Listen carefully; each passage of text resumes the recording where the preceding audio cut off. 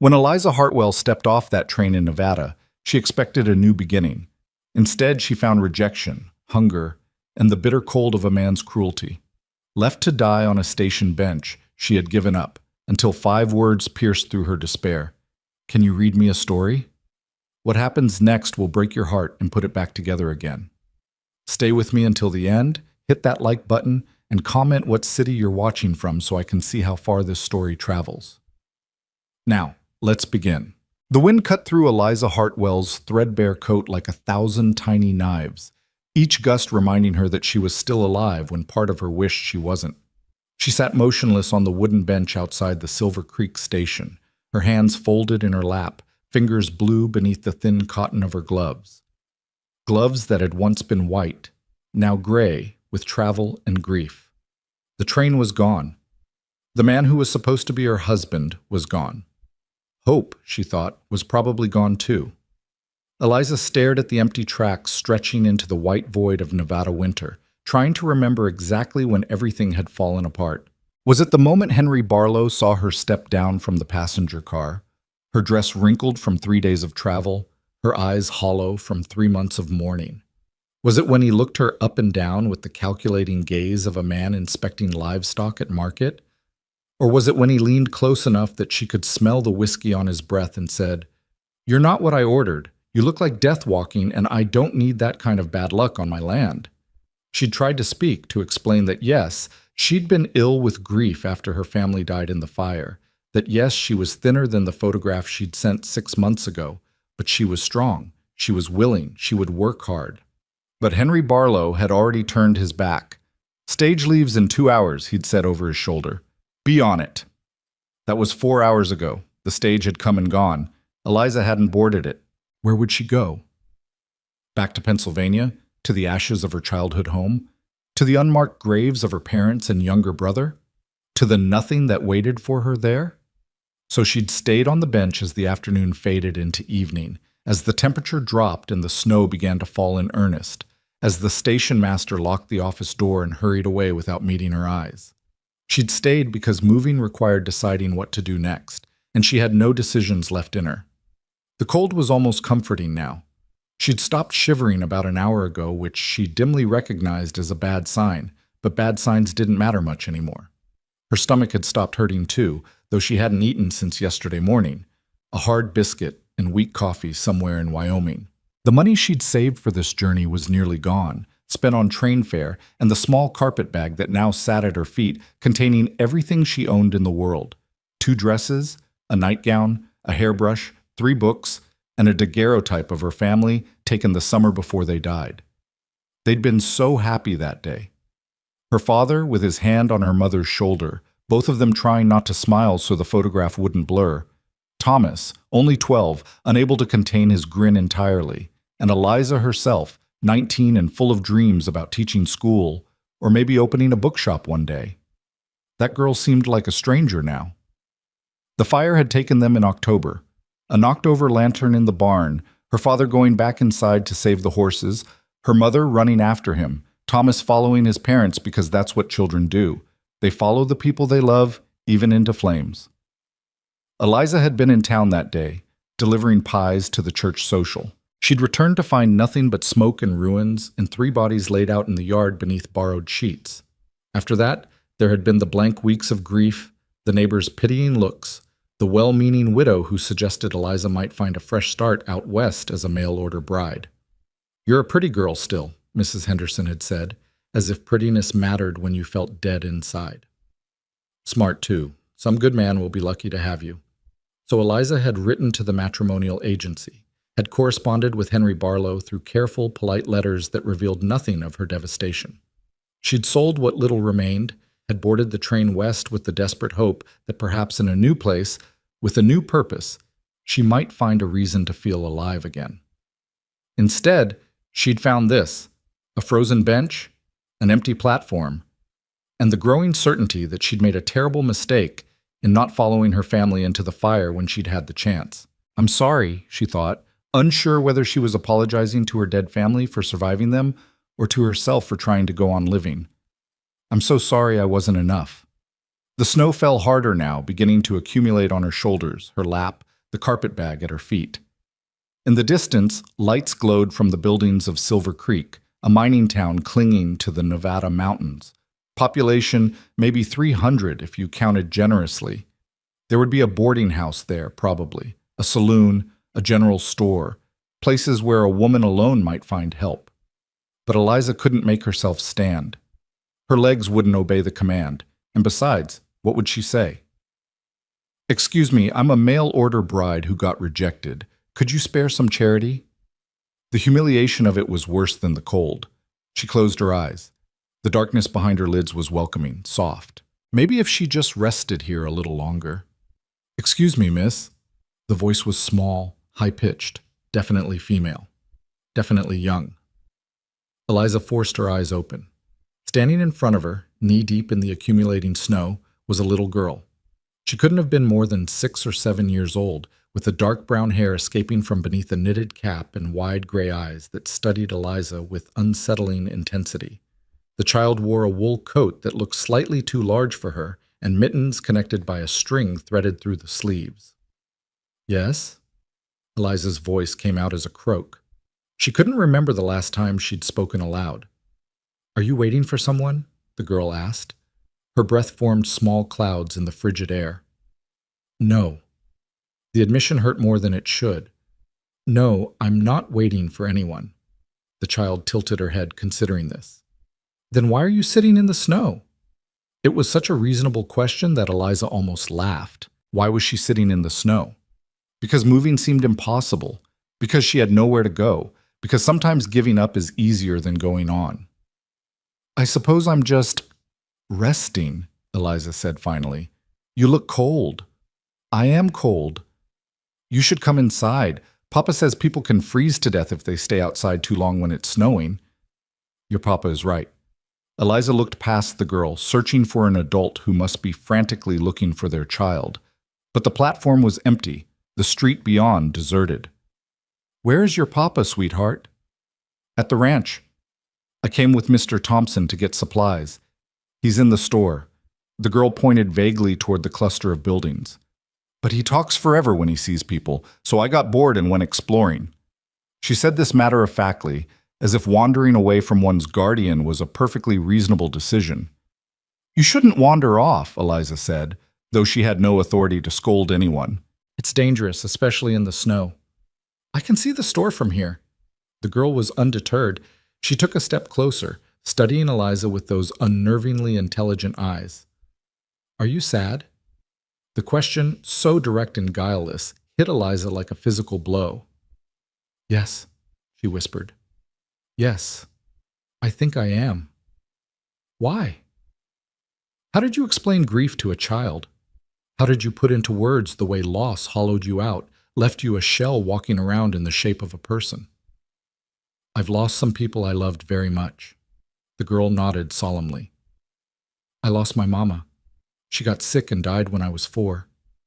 I don't remember her face much anymore, just how her voice sounded when she sang to me." Tears stung Eliza's eyes, the first tears she'd felt in weeks.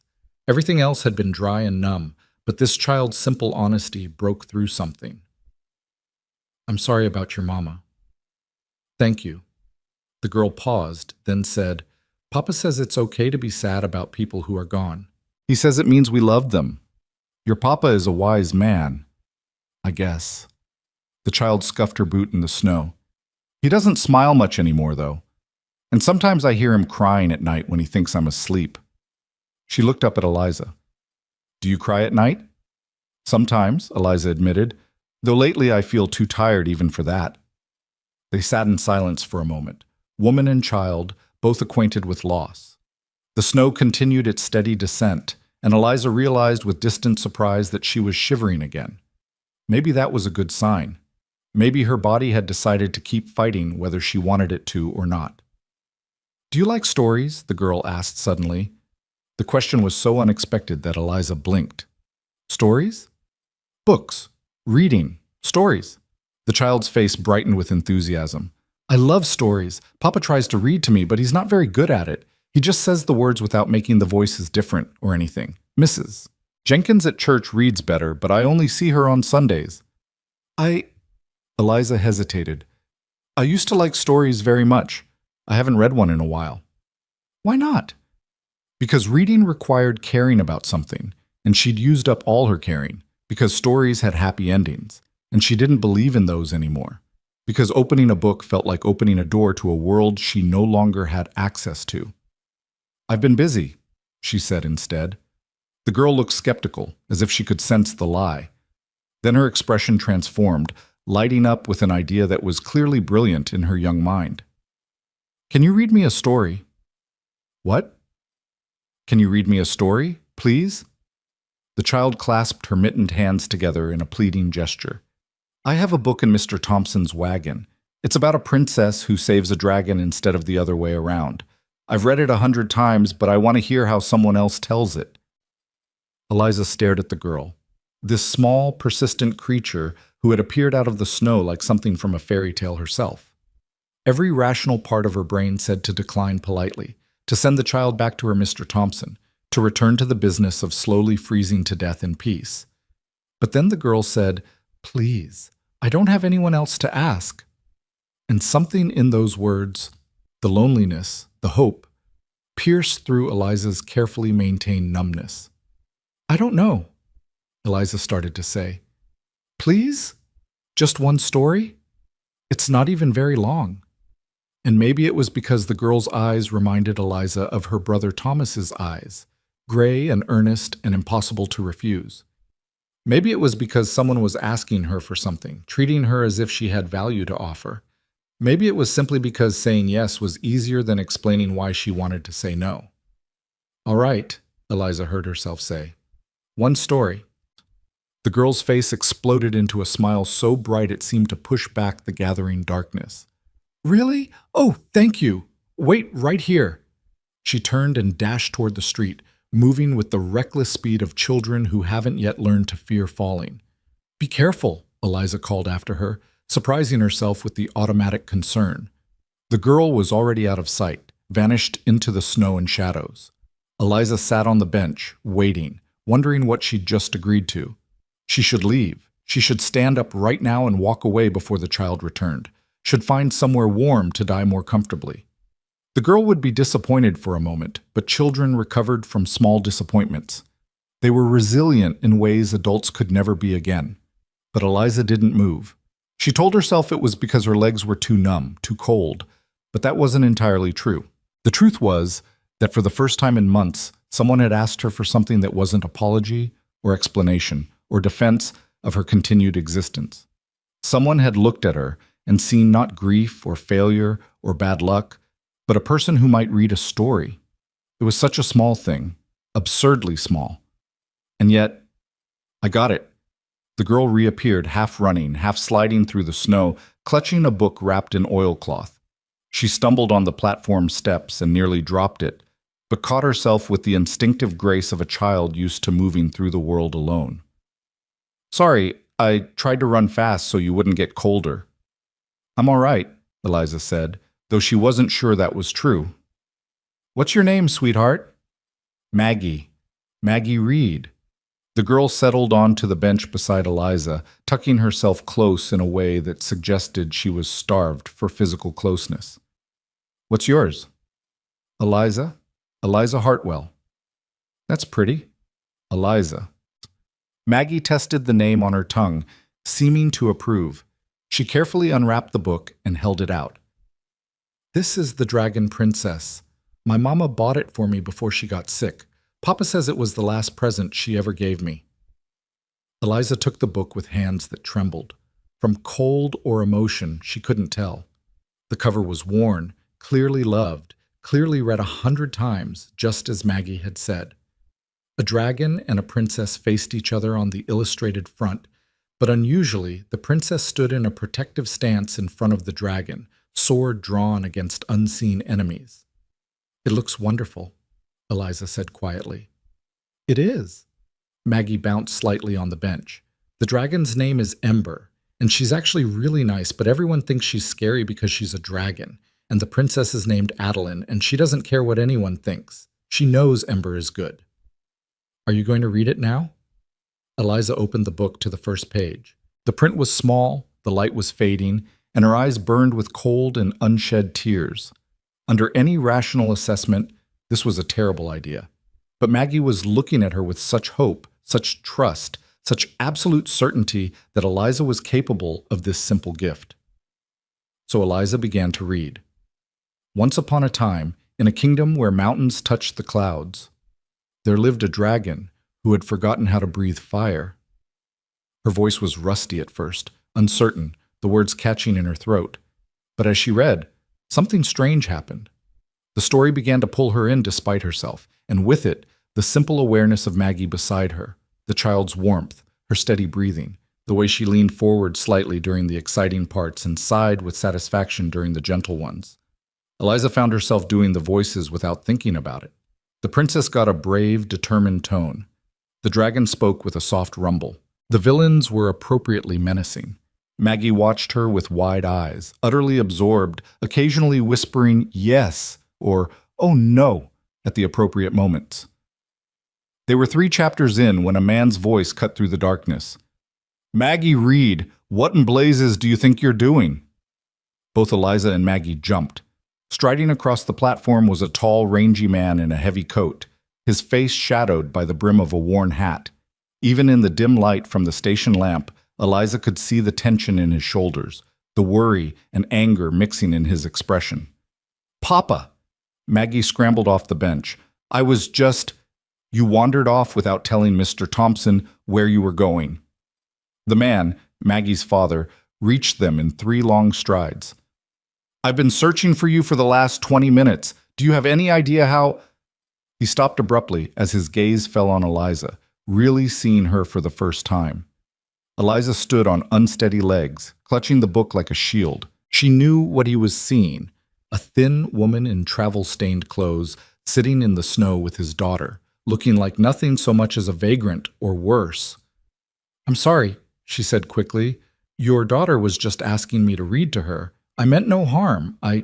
Miss Eliza is nice, Papa," Maggie interrupted, moving to stand between them as if to protect Eliza from her father's judgment. "She reads the voices perfectly, and she didn't wander off on purpose. She's just resting because she's cold and sad." "Maggie," the man's voice softened slightly, but his eyes never left Eliza's face. "Go find Mr. Thompson. Tell him I said to wait for me at the wagon." "But Papa—" "Now, Maggie." The girl looked torn, glancing between her father and Eliza with obvious distress. Finally, she thrust the book at Eliza. "You keep it," she said urgently, "so you can finish the story when you're warmer. Promise you'll finish it?" "Maggie," her father started. "Promise?" Maggie's eyes were pleading. Eliza clutched the book, overwhelmed by the gift of it, the trust. "I promise," she whispered. Satisfied, Maggie turned and trudged off the platform, casting worried looks over her shoulder until she disappeared into the darkness toward town. Silence fell between Eliza and the man. She waited for him to demand his daughter's book back, to accuse her of trying to steal it, or corrupt his child, or any of the dozen things she might be accused of. Instead, he just studied her with an expression she couldn't quite read. "You're the mail-order bride," he said finally. It wasn't a question. Eliza felt heat flood her frozen cheeks. "I was," she corrected. I was rejected. By Mr. Barlow." Henry Barlow's a fool. The statement was flat, matter-of-fact. "But that doesn't explain why you're still sitting here freezing to death instead of finding shelter." What could she say? That shelter cost money she didn't have? That walking into town and begging for help felt like more than she could bear? That part of her had hoped the cold would simply solve all her problems? "I was resting," she said finally, echoing what she'd told Maggie. The man made a sound that might have been a laugh or a scoff. "Resting. In a snowstorm. On a train platform." He shook his head. "Do you have anywhere to go?" The truth stuck in Eliza's throat. She wanted to lie, to preserve some shred of dignity, to tell this stern-faced stranger that she had plenty of options and was perfectly capable of taking care of herself. But she was so tired of pretending, so tired of carrying the weight of her own survival. "No," she said simply. "I don't have anywhere to go." He studied her for another long moment, and she watched something shift in his expression. Not pity exactly, but recognition. As if he understood what it meant to have nowhere left to go. "Can you cook?" The question was so unexpected that Eliza blinked. "What?" "Can you cook? Clean? Handle basic ranch work?" Yes, I grew up on a small farm. I can do all those things." "Good." He adjusted his hat, jaw working as if he was arguing with himself. "My ranch is about 5 miles out. I need help keeping house and looking after Maggie while I handle the stock and land. The last woman I hired ran off 3 weeks ago, said it was too isolated, too quiet. I can offer room and board and a small wage. Nothing fancy, but it's honest work."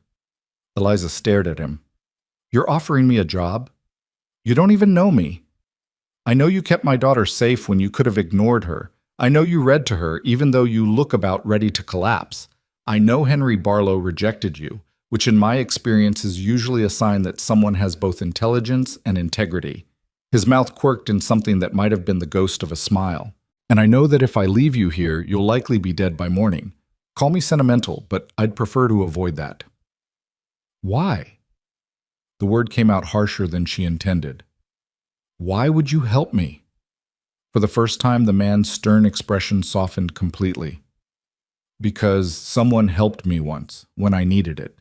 Because my daughter just spent the last 20 minutes explaining to me in great detail how you're sad like Papa is sad, and anyone who's that sad deserves kindness instead of more hardship." He held out his hand. "Name's Jonah Reed. And before you ask, no, I'm not looking for a wife. I'm looking for help. Nothing more." Eliza looked at his outstretched hand, at this unexpected lifeline thrown to her in the darkness. Every instinct she had screamed that this was suspicious, that men didn't offer jobs to strange women out of kindness, that there had to be a catch. But then again, she'd gotten on a train to marry a stranger based on nothing but letters. She'd gambled her entire future on the hope that somewhere in the West she might find a place to belong. That gamble had failed spectacularly, but maybe, just maybe, this was the universe giving her another chance. Or maybe she was too cold and too tired and too hungry to think straight, and she'd regret this decision in the morning. Either way, she reached out and took Jonah Reed's hand. "Thank you," she said, her voice breaking on the words. "Thank you." His grip was firm, warm, steady, everything she wasn't. "Can you ride?" "Not well, but I can hold on." "That'll do." He released her hand and picked up her carpet bag without asking permission. "Come on, Mr. Thompson's wagon is warm, and there's hot coffee in a thermos if you need it." Eliza followed him off the platform, her legs shaky and uncertain beneath her. Behind her, the empty bench was already disappearing beneath fresh snow, erasing all evidence that she'd ever been there, that she'd ever sat there ready to give up. She clutched Maggie's book to her chest and thought about princesses who protected dragons, and dragons who had forgotten how to breathe fire. She thought about small girls with gray eyes who asked impossible questions, and fathers who offered kindness to strangers. Maybe, she thought as she followed Jonah Reed through the snow toward the warm glow of town lights, maybe this was the beginning of a different story than the one she'd thought she was living. Maybe this was the part where the abandoned mail-order bride stopped being abandoned and became something else.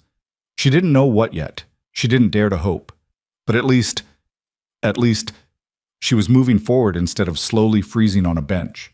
And for tonight, that would have to be enough. The wagon ride to Jonah Reed's ranch passed in a blur of cold wind and darker cold silence.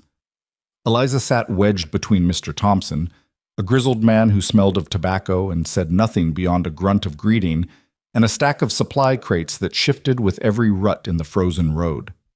Maggie had climbed into the back despite her father's protests, wrapping herself in a horse blanket and humming quietly to herself, occasionally calling out observations about the snow or the stars or a rabbit she thought she saw in the darkness. Jonah rode alongside on a bay horse that looked as worn and weather-beaten as its owner, his posture easy in the saddle despite the limp Eliza had noticed when he'd walked. A war injury, she guessed, though she didn't ask. She'd learned long ago that some wounds were better left unspoken. The hot coffee Jonah had mentioned turned out to be real. Mr. Thompson had thrust a battered thermos at her without a word, and she'd drunk it gratefully despite the bitter taste and the way it burned her tongue. The warmth spreading through her chest felt almost painful after so many hours of numbness, as if her body was punishing her for nearly giving up on it. "You all right, miss?" Mr. Thompson asked about halfway through the journey, the first words he'd spoken since they left Silver Creek. "Yes," Eliza said, though her teeth were chattering. "Thank you for the coffee." He grunted again, which seemed to be his primary form of communication, and didn't speak again for the rest of the ride. The Reed Ranch appeared out of the darkness like something from a dream, or perhaps a memory of something that had once been beautiful but had fallen into neglect. A two-story house with a wide porch stood at the center of the property. Flanking it on either side were a barn, a stable, and several smaller outbuildings that Eliza couldn't quite make out in the dark. Everything looked solid enough, well built, but there was an air of abandonment about the place, as if the ranch itself was holding its breath, waiting for something to change. "Home," Maggie announced from the back of the wagon, popping her head up like a prairie dog. "We're home." Jonah dismounted with practiced ease despite his limp, then came around to help Eliza down from the wagon. His hands were gentle but impersonal, and he released her the moment her feet touched solid ground. "Thank you, Thompson," he said to the older man. "I'll settle up with you next week when I come into town." "No rush, Jonah. You know I trust you for it." Thompson tipped his hat to Eliza. "Ma'am, hope you find what you're looking for here." Eliza wasn't sure what she was looking for anymore, so she simply nodded and watched as the wagon creaked away into the darkness, leaving her alone with Jonah Reed and his daughter in a place that was supposed to be her new home, at least for now. "Come on," Jonah said, picking up her carpet bag again. "Let's get you inside before you freeze solid." The house was dark and cold when they entered, but Jonah moved through it with the confidence of long familiarity, striking matches and lighting lamps until a warm glow pushed back the shadows. Maggie dashed ahead, shedding her coat and mittens in a trail that Jonah sighed at but didn't comment on. Eliza stood in the doorway, taking in what little she could see. The front room was large, dominated by a stone fireplace that clearly hadn't been lit in hours. Furniture clustered around it, a worn sofa, 2 chairs, a low table covered in what looked like Maggie's drawings. To the left, she could see a dining table with mismatched chairs, and beyond that, a doorway that presumably led to the kitchen. Everything was clean enough, but there was a masculine carelessness to the space, a sense that people lived here but didn't quite inhabit it. No curtains on the windows, no rugs on the floor, no decorative touches or softness anywhere. It was a house that had forgotten how to be a home. "Papa, I'm hungry," Maggie announced, reappearing from wherever she'd vanished to. "When are you not hungry?" Jonah was already moving toward the fireplace, kneeling to build up the fire with practiced efficiency. "Eliza, the kitchen's through there. If you're up to it, there's bread and butter in the pantry and some cold ham from last night. Nothing fancy, but it'll do for tonight." He said it casually, as if it was a simple request, but Eliza understood what he was really doing, giving her a task, a purpose, a way to earn her place rather than feel like a charity case. She appreciated it more than he probably knew. "Of course," she said, and moved toward the kitchen before her legs could remember they were exhausted. The kitchen was larger than she'd expected, with a cast-iron stove, a deep sink with a pump handle, and counters that looked sturdy if somewhat battered. Cabinets lined one wall, and a pantry door stood open, revealing neat rows of preserves, flour, sugar, and other staples. Someone had organized this space with care once, though that care was clearly years in the past. Eliza found the bread wrapped in cloth, the butter in a crock, the ham in the cold box that was actually cold thanks to the winter temperatures.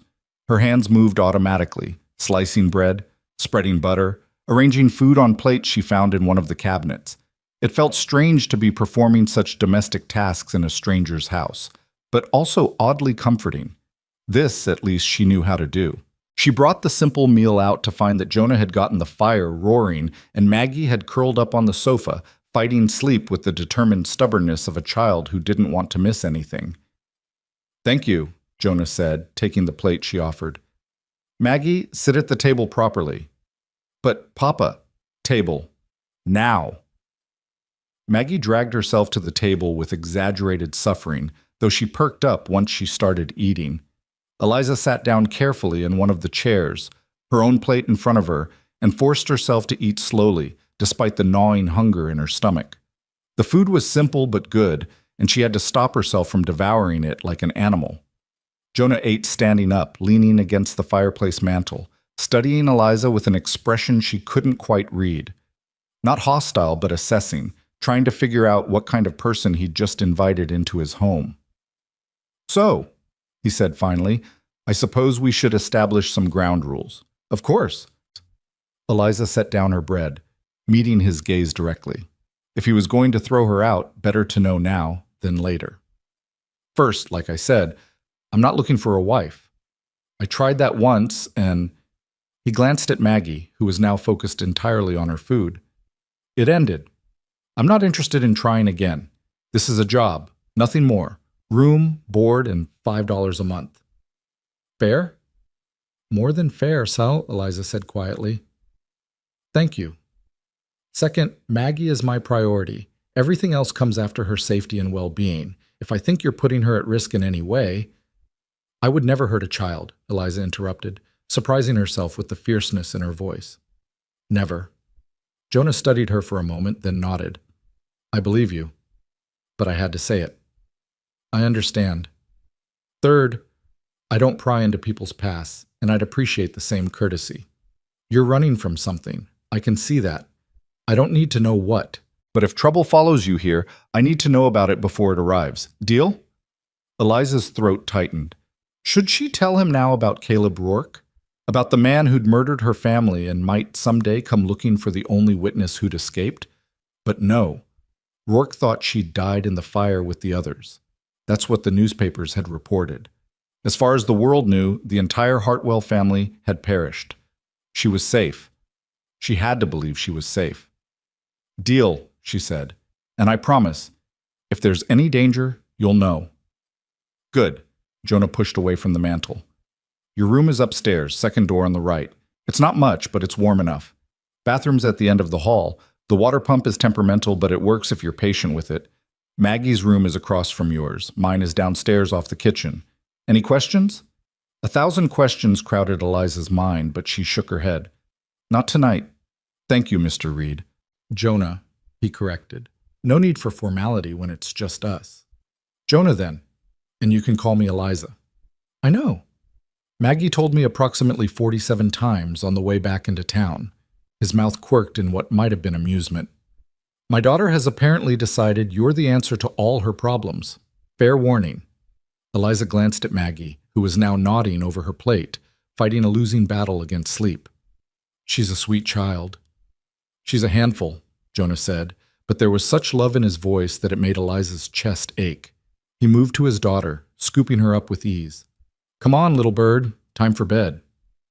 "But Miss Eliza didn't finish the story," Maggie mumbled against her father's shoulder.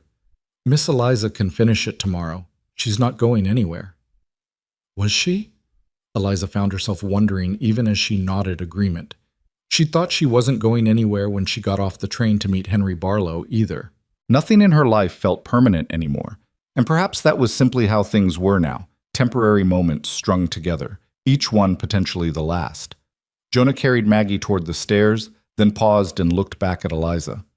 "There's a nightgown of my wife's in the dresser in your room. She was taller than you, but it should work well enough until we can get you proper clothes. Help yourself to whatever you need." The casual mention of his dead wife sent a pang through Eliza's chest. "Thank you. That's very kind." He shrugged, as if kindness was nothing remarkable, then disappeared up the stairs with his sleeping daughter. Eliza sat alone in the now quiet kitchen, listening to the creak of floorboards above, the murmur of Jonah's voice as he put Maggie to bed, the pop and crackle of the fire. She should clean up the dishes. She should go upstairs to her room. She should do something productive to justify the space she was taking up in this house. Instead, she just sat there, letting the warmth seep into her bones, letting the exhaustion she'd been holding at bay finally crash over her like a wave. She'd been so close to giving up, so close to just stopping, to letting the cold and grief finally win. But Maggie had asked her to read a story, and Jonah had offered her a job. And now here she was, in a warm house, with food in her stomach and a place to sleep, and it felt like more than she deserved and less than she needed all at once. You still awake down there? Jonah's voice carried down from upstairs. Yes, Eliza called back, forcing herself to stand and begin clearing the dishes. Leave those. You look dead on your feet. Get some rest. Tomorrow's soon enough to start earning your keep. Eliza wanted to protest, but her body had reached its limit. She gathered her carpet bag, climbed the stairs on legs that felt like they belonged to someone else, and found the second door on the right, just as Jonah had described. The room was small but clean, with a narrow bed, a dresser, a washstand, and a window that would probably offer a view of the ranch in daylight. A quilt in a faded star pattern covered the bed. And yes, there in the dresser she found a nightgown in soft white cotton, carefully folded as if waiting for its owner to return. Eliza changed quickly in the cold room, then slipped under the quilt and let her eyes fall closed. Through the walls she could hear Jonah moving around downstairs, banking the fire, checking locks, doing all the small tasks that people do to prepare for sleep. And from across the hall, so faint she almost missed it, came Maggie's voice. Papa, is Miss Eliza really going to stay? For now, little bird, try to sleep. I hope she stays forever. I like her. I know you do, but don't get too attached, all right? People don't always stay.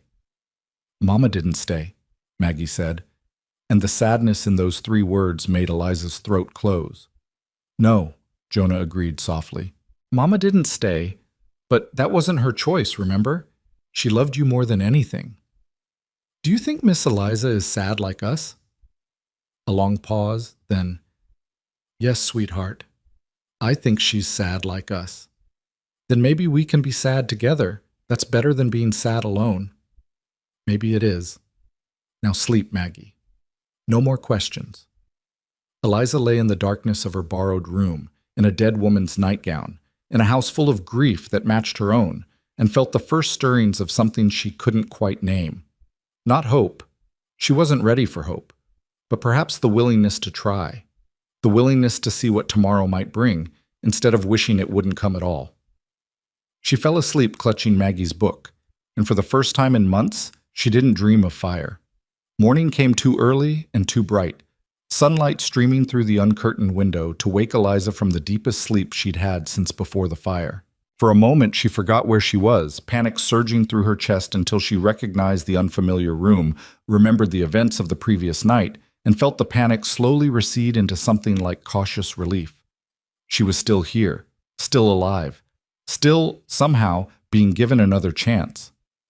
Downstairs, she could hear movement. The clatter of dishes, Maggie's high voice asking questions, Jonah's deeper tones responding. The smell of coffee drifted up through the floorboards, making her stomach growl with interest. Eliza dressed quickly in one of her 2 dresses, the better one, though both were worn past the point of respectability, and made her way downstairs to find the kitchen already occupied. Jonah stood at the stove, flipping flapjacks with the practiced ease of someone who'd been doing it for years. Maggie sat at the table, swinging her legs and chattering about something involving horses and snow and a story she'd heard at school. Neither of them noticed Eliza at first, and she took the opportunity to simply observe. In daylight, Jonah looked younger than she'd initially thought, probably not yet 35, though the lines around his eyes suggested he'd seen more than his share of hardship. His dark hair was slightly too long, as if he kept forgetting to cut it, and he moved with a careful economy that spoke of old pain-managed daily. The limp was more pronounced in the morning, she noticed, though he didn't seem to let it slow him down. Maggie, on the other hand, was pure energy barely contained in a small body. She'd apparently already been outside, if the snow melting on her boots was any indication, and her cheeks were flushed with cold and excitement. "Morning," Eliza said quietly from the doorway. Both of them turned, and Maggie's face lit up like the sunrise. "Miss Eliza, you're awake. Papa said I had to let you sleep, but I've been waiting forever, and I wanted to show you the barn and the horses, and I found an icicle this big." She spread her arms wide. "And Papa said you could have coffee if you want. And are you going to finish the story today?" "Maggie, breathe," Jonah said mildly, sliding flapjacks onto a plate. "Give the woman a chance to wake up before you drown her in questions." He nodded at Eliza. "Coffee's on the stove. Cups are in the cabinet above. Breakfast is almost ready." "Thank you." Eliza poured herself coffee in a chipped mug and sat down at the table, accepting the plate Jonah handed her a moment later. The flapjacks were simple but good, and she ate with more appetite than she'd had in months. Jonah sat down across from her with his own plate, studying her with that same assessing gaze from the night before. "You look better than you did. Less like a ghost." "I feel better. Thank you for all of this." He shrugged. "Like I said, I need the help. Speaking of which, what are you good at besides reading stories?" "I can cook, clean, mend clothes, tend a garden, preserve food, milk cows, gather eggs. Basically, anything that needs doing on a farm or ranch." Eliza paused. "I'm not much good with horses, and I've never handled cattle, but I'm willing to learn." "Don't need you for cattle work. I've got 2 ranch hands who come in during the day, Abel and Sam. They handle the heavy work with the stock." Jonah gestured vaguely at the house around them. "What I need is someone to keep this place from falling apart entirely. Cooking, cleaning, looking after Maggie when I'm out working, making sure we don't run out of basic supplies. The last woman I hired lasted 3 weeks before she decided the isolation was driving her mad and ran off with a traveling peddler." "I don't mind isolation," Eliza said quietly. "Sometimes it's preferable to company." Something flickered in Jonah's expression. Understanding, maybe. "Fair enough. Well, the house is yours to manage however you see fit. I don't care about decorating or any of that, but if you want to make changes, go ahead. Just keep me fed, keep Maggie safe, and keep the place from burning down, and we'll get along fine." "Can Miss Eliza teach me things?" Maggie asked suddenly, looking up from her flapjacks. "Like how to sew better? Mrs. Henderson says my stitches are terrible." "Mrs. Henderson says everyone's stitches are terrible except her own," Jonah said dryly. "But yes, if Miss Eliza is willing to teach you, that's fine." "I'd be happy to," Eliza said, surprised by how much she meant it. When had she last taught anyone anything? When had she last felt capable of teaching? Maggie beamed. "And you'll finish the story today?" "I'll finish the story," Eliza promised. The rest of breakfast passed in relative quiet, Jonah occasionally explaining aspects of the ranch routine while Maggie interjected with her own observations and opinions. After they finished eating, Jonah stood and reached for his coat. "I need to check on the cattle in the north pasture. Abel and Sam should be here within the hour. They know to come to the house if they need anything. Maggie, you help Miss Eliza with whatever she needs, understood?" "Yes, Papa." "And Eliza, take it easy today. Get your bearings. Settle in. Tomorrow's soon enough to start a proper routine." He paused at the door, looking back. "And if you need anything, ring the bell on the front porch. I'll hear it and come back." Then he was gone, limping out into the bright, cold morning, leaving Eliza alone with his daughter and the overwhelming task of figuring out what her life was supposed to look like now.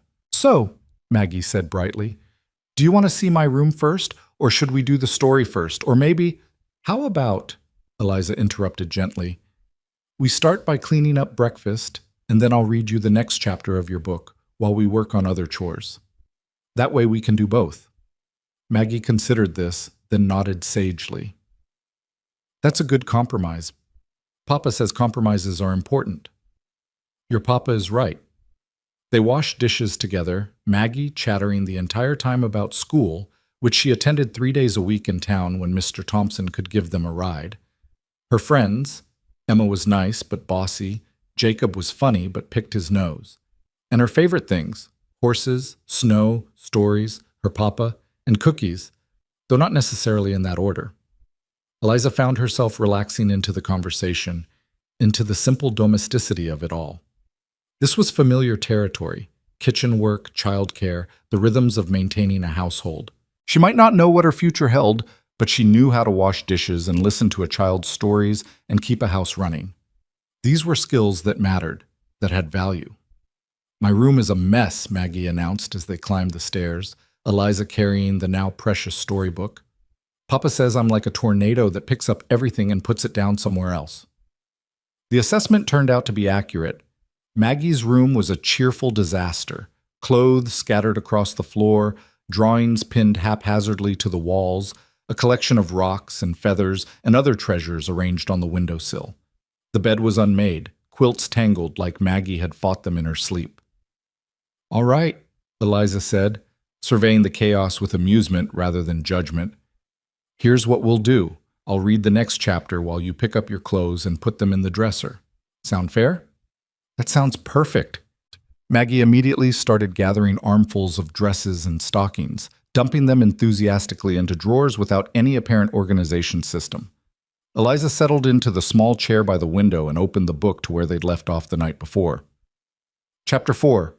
The Dragon's Secret, she began, and was immediately transported back into the story. Princess Adeline was trying to understand why Ember the dragon couldn't breathe fire anymore, and what Eliza had initially dismissed as a simple children's tale was revealing surprising depth about fear and loss and finding courage when you thought you had none left. She read while Maggie worked, making the voices distinct and clear, pausing at the exciting parts, letting the emotional moments breathe. Maggie listened even as she moved around the room, occasionally stopping completely to stare at Eliza during particularly intense passages. When Eliza reached the end of the chapter, a cliffhanger where Princess Adeline discovered the truth about why Ember had lost her fire, Maggie actually gasped. "No! What happens next?" "That's all for now," Eliza said, closing the book with a smile. "Otherwise, you'll have no incentive to keep your room clean tomorrow." "That's mean," Maggie said, but she was grinning. "You're like Papa. You use stories to make me behave." "Does it work?" "Sometimes." Maggie flopped onto her now-made bed. "Do you have a family, Miss Eliza? Papa said not to ask questions, but I'm just curious." The question hit Eliza like a fist to the chest, stealing her breath for a moment. "I did," she said carefully. "They died a few months ago." "Oh." Maggie's expression crumpled with sympathy. "That's terrible. Were you sad?" "Very sad. I'm still sad, actually." "Me too. About Mama." Maggie picked at her quilt. "Sometimes I forget to be sad because I'm busy, and then I remember and feel bad that I forgot." I don't think that's wrong," Eliza said softly. "I think that's how grief works. It comes and goes like waves. Your mama wouldn't want you to be sad all the time." "Papa says that too." Maggie looked up, eyes shining with unshed tears. "Do you think people can be happy again after someone dies? Or are they just pretending?" It was such a profound question from such a small person that Eliza had to take a moment to consider her answer. "I think," she said slowly, "that happiness looks different after. It's not the same as before, but it can still be real. Does that make sense?" Maggie nodded slowly. "I think so. Papa laughs sometimes now. Not a lot, but sometimes. And it seems real." "Then it probably is." They sat in comfortable silence for a moment, two people acquainted with loss finding unexpected kinship in a child's bedroom. Then Maggie brightened suddenly, shaking off the melancholy like a dog shaking off water. "Want to see the barn? We have 4 horses and 17 chickens, and a cat named Bucket, who doesn't like anyone but me and Papa." Eliza laughed despite herself. "A cat named Bucket?" "She was found in a bucket when she was a kitten. Papa said it was easier to just call her that than think up something fancy." "Your Papa has a point. All right, show me the barn." The tour of the ranch took most of the morning. The barn was well maintained despite everything else. The horses healthy and friendly, the chickens chaotic but productive. Bucket the cat proved to be as antisocial as advertised, hissing at Eliza from the hayloft before disappearing entirely. Maggie showed her everything with proprietorial pride: the tack room, the feed storage, the small vegetable garden that was dormant under snow but would need attention come spring. Abel and Sam appeared around mid-morning, 2 weather-beaten men in their 40s who tipped their hats to Eliza and made no comment about her sudden appearance beyond welcoming her to the ranch. They had their own work to attend to, and after brief pleasantries, they headed off to join Jonah with the cattle. By noon, Eliza had a better sense of the property and its rhythms. It wasn't a large operation, maybe 50 head of cattle, the small string of horses, the chickens, and a few other animals she hadn't met yet. But it was Jonah's, maintained through hard work and determination, and she could see the care he took with it even in small details.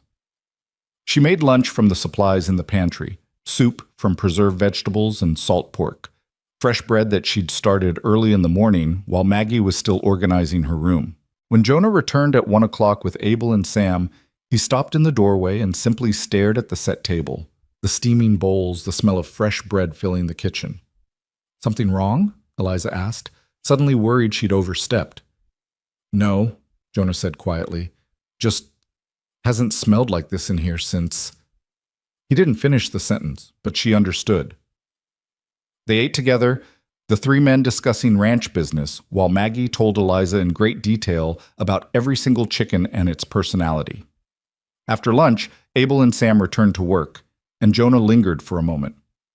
"Thank you," he said to Eliza, "for the food, and for—" He gestured vaguely at Maggie, who was already pulling on her coat to go back outside. "Keeping her entertained. She's been happier today than I've seen her in weeks." "She's easy to spend time with," Eliza said honestly. "She can be. She can also be a terror." But he was smiling when he said it, that rare expression that transformed his stern face into something almost boyish. "I'll be back before dark. There's meat in the cold box if you want to make something for supper." "I'll figure something out."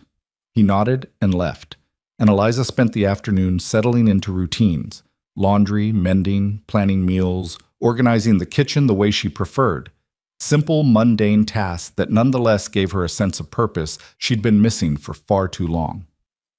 That evening, after a supper of roasted chicken and potatoes that Jonah praised with genuine appreciation, they sat by the fire together.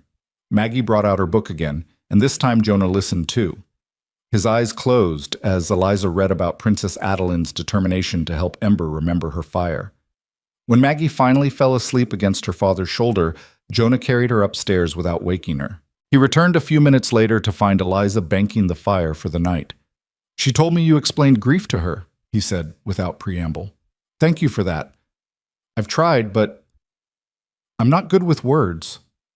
"You're good enough," Eliza said. "She knows you love her. That's what matters."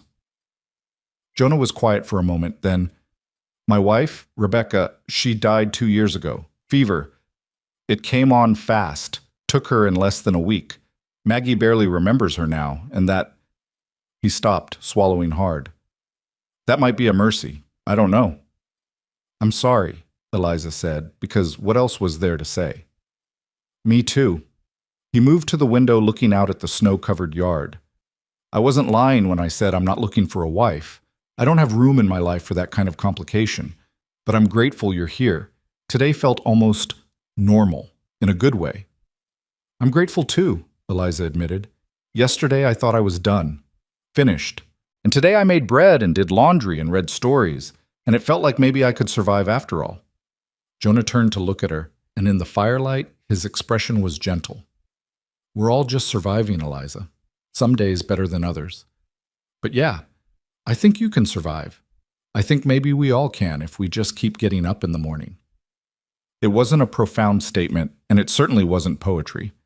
But standing in that warm kitchen with a man who understood grief the way she did, Eliza felt something shift inside her chest. Not hope exactly, but perhaps the willingness to believe that hope might be possible again someday. "Good night, Jonah," she said softly. "Good night, Eliza. See you in the morning." And as she climbed the stairs to her borrowed room in a house that was beginning to feel less strange, Eliza realized that yes, she would see them in the morning, and the morning after that, and the one after that, for as long as they would have her. It wasn't the life she'd planned. It wasn't even the life she'd hoped for when she'd stepped off that train in Silver Creek. But maybe, just maybe, it was the life she needed. If you or someone you know is having a difficult time, free support is available. Find resources. 3 weeks passed in a rhythm that felt almost like healing. Eliza rose each morning before dawn to start the fire and prepare breakfast, finding a quiet satisfaction in the predictable routines of ranch life. Jonah worked from sunrise to sunset, his presence steady and undemanding, while Maggie filled the house with laughter and questions and an energy that seemed inexhaustible. They became a unit of sorts, 3 broken pieces that somehow fit together into something that functioned, if not perfectly, then well enough. Eliza had almost convinced herself that she could stay here forever, that the past was finally past, that Caleb Rourke would never find her because he believed she was dead and buried alongside her family. She should have known that peace was always temporary, that danger had a way of finding you no matter how carefully you hid. The morning it all fell apart started like any other. Jonah had ridden out early to check fence lines in the western pasture. Abel and Sam were mucking out the stables, and Maggie had begged to help Eliza in the barn, promising she'd be careful and responsible, and all the things 7-year-old girls promise when they want something badly enough. "Can I climb up to the loft?" Maggie asked, already halfway up the ladder before Eliza could answer. "I want to check on Bucket's new kittens." "Be careful," Eliza called, carrying an armful of fresh straw to the horse stalls. "And don't try to pick up the kittens if Bucket is being protective." "I won't," Maggie's voice floated down from above, followed by her delighted squeal. "Oh, Miss Eliza, there are 5 of them, and they're so tiny, and—" The scream that followed was pure terror. Eliza dropped the straw and ran, her heart hammering against her ribs. She reached the base of the ladder just as Maggie fell, tumbling through the air in what seemed like horrible slow motion. The girl's body hit the ground with a sickening thud, her head striking the corner of a wooden feed trough, and then she was lying there motionless, blood already pooling beneath her. "Maggie!" Eliza was on her knees beside the child, her hands trembling as she checked for breathing, for a pulse, for any sign of life. Maggie's chest rose and fell. Thank everything, she was breathing, but her eyes were closed and blood was pouring from a gash on her temple, soaking into her hair, staining Eliza's hands red. "Help!" Eliza screamed toward the stable, her voice breaking. "Abel! Sam! Someone help!" She pressed her hand against the wound, trying to stop the bleeding, but it kept coming, hot and slick between her fingers. Maggie's face was too pale, her breathing too shallow, and Eliza could feel panic rising in her throat like bile. "Don't you die," she whispered fiercely. "Don't you dare die, Maggie Reed. Your father needs you. I need you. Stay with me." Abel appeared in the barn doorway, took one look at the scene, and went white. "Sweet mercy, what happened?" "She fell from the loft. Get Jonah, now!" Eliza's voice was sharp with command, with desperation. "And send Sam for the doctor in town." Abel ran and Eliza focused on the child in her arms. The bleeding was slowing. Head wounds always bled worse than they were, she told herself, even as her heart screamed that this was bad. This was very bad. She needed bandages. She needed help. She needed... Maggie's eyes fluttered open, unfocused and confused. "Miss... Eliza?" "I'm here, sweetheart. I'm right here." Eliza's voice shook despite her best efforts. "You fell, but you're going to be fine. Just stay still for me, all right?" "Hurts," Maggie whimpered and started to cry, thin, frightened sounds that broke Eliza's heart. "I know it hurts, I know, but you're so brave, Maggie. So brave." Eliza looked around frantically, spotted a horse blanket folded on a nearby bench. She couldn't leave Maggie to get it, couldn't risk moving her, couldn't... Her own shirtwaist. It was old anyway, already stained with work. Eliza grabbed the hem and tore, ripping a long strip of fabric free. She pressed it against Maggie's wound, applying pressure the way her mother had taught her years ago when Thomas had split his chin open falling from a tree. "Tell me a story," Maggie whispered, her small hand finding Eliza's. "The princess. And the dragon." Eliza's throat closed with emotion, but she forced words out past the fear. "Once there was a princess who loved a dragon," she began, her voice rough. "And the dragon had forgotten how to breathe fire. But the princess knew. She knew that the fire was still inside, just waiting to be remembered." Maggie's eyes were closing again, and panic surged through Eliza. No, stay awake, sweetheart. Keep your eyes on me. Can you do that? Just keep looking at me." "Tired." "I know, but you need to stay awake. Just until your papa gets here. He's coming, I promise. He's coming," and... The barn door crashed open and Jonah was there, his face a mask of controlled terror. He crossed the distance in 3 strides, despite his limp, dropped to his knees beside them, and his hands hovered over his daughter as if he was afraid to touch her, afraid she might break beneath his fingers. "What happened?" His voice was deadly calm in a way that was somehow worse than shouting. "She fell from the loft, hit her head on the trough. She's bleeding, but she's conscious, breathing steady." Eliza was babbling, she knew, but couldn't seem to stop. "I've been keeping pressure on the wound, and Sam went for the doctor and..." "Papa?" Maggie's voice was so small, so frightened. "I'm here, little bird." Jonah's hand finally settled on his daughter's arm, gentle as a prayer. Papa's here. You're going to be just fine. Hurts, Maggie said again, tears streaming down her pale cheeks. I know it hurts. Oh, but Miss Eliza is taking good care of you, and the doctor is coming, and... His voice cracked just for a moment before he pulled it back under control. And you're going to be fine because you're strong, Maggie. You're my strong girl. They waited like that, the three of them frozen in a tableau of fear and love, while Abel hovered anxiously in the doorway and the minutes stretched into eternities. Eliza kept talking, kept telling the story about Princess Adeline and Ember the dragon, kept Maggie's attention focused on anything but the pain. Jonah held his daughter's hand and didn't look away from her face, as if he could keep her alive through sheer force of will. When Maggie's eyes started to drift closed again, real panic edged into Jonah's voice. Maggie, stay awake. Look at me. Look at Papa. So tired.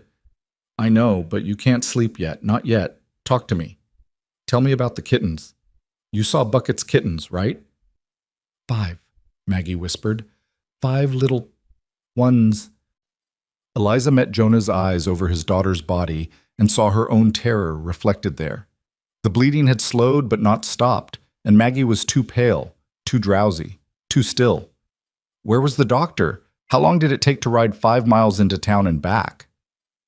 I'm sorry, Eliza said, the words tumbling out before she could stop them. I should have watched her more carefully. I should have made her stay on the ground. I should have... Don't. Jonah's voice was sharp. Don't apologize for an accident. Kids fall. It's what they do. He swallowed hard. You kept her alive. You stopped the bleeding. That's what matters. But Eliza could see the question in his eyes, the one he was too fair to ask aloud. Why did you let my daughter climb that ladder?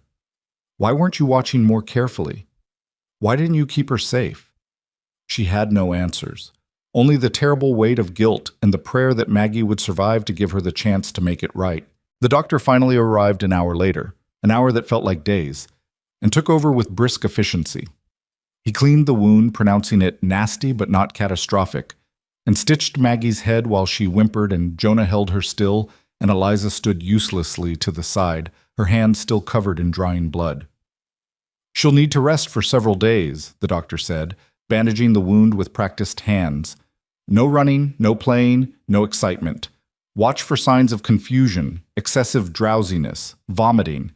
If any of those appear, come get me immediately. I will, Jonah said. Thank you, Doc. Just doing my job. The doctor packed up his bag, then fixed Eliza with a stern look. You did good work here, keeping pressure on the wound. Probably saved her from losing too much blood. Head wounds can be tricky. Bleed like the devil, but often look worse than they are. Eliza nodded, unable to speak past the lump in her throat. After the doctor left, Jonah carefully lifted Maggie, who was now groggy but stable, and carried her toward the house.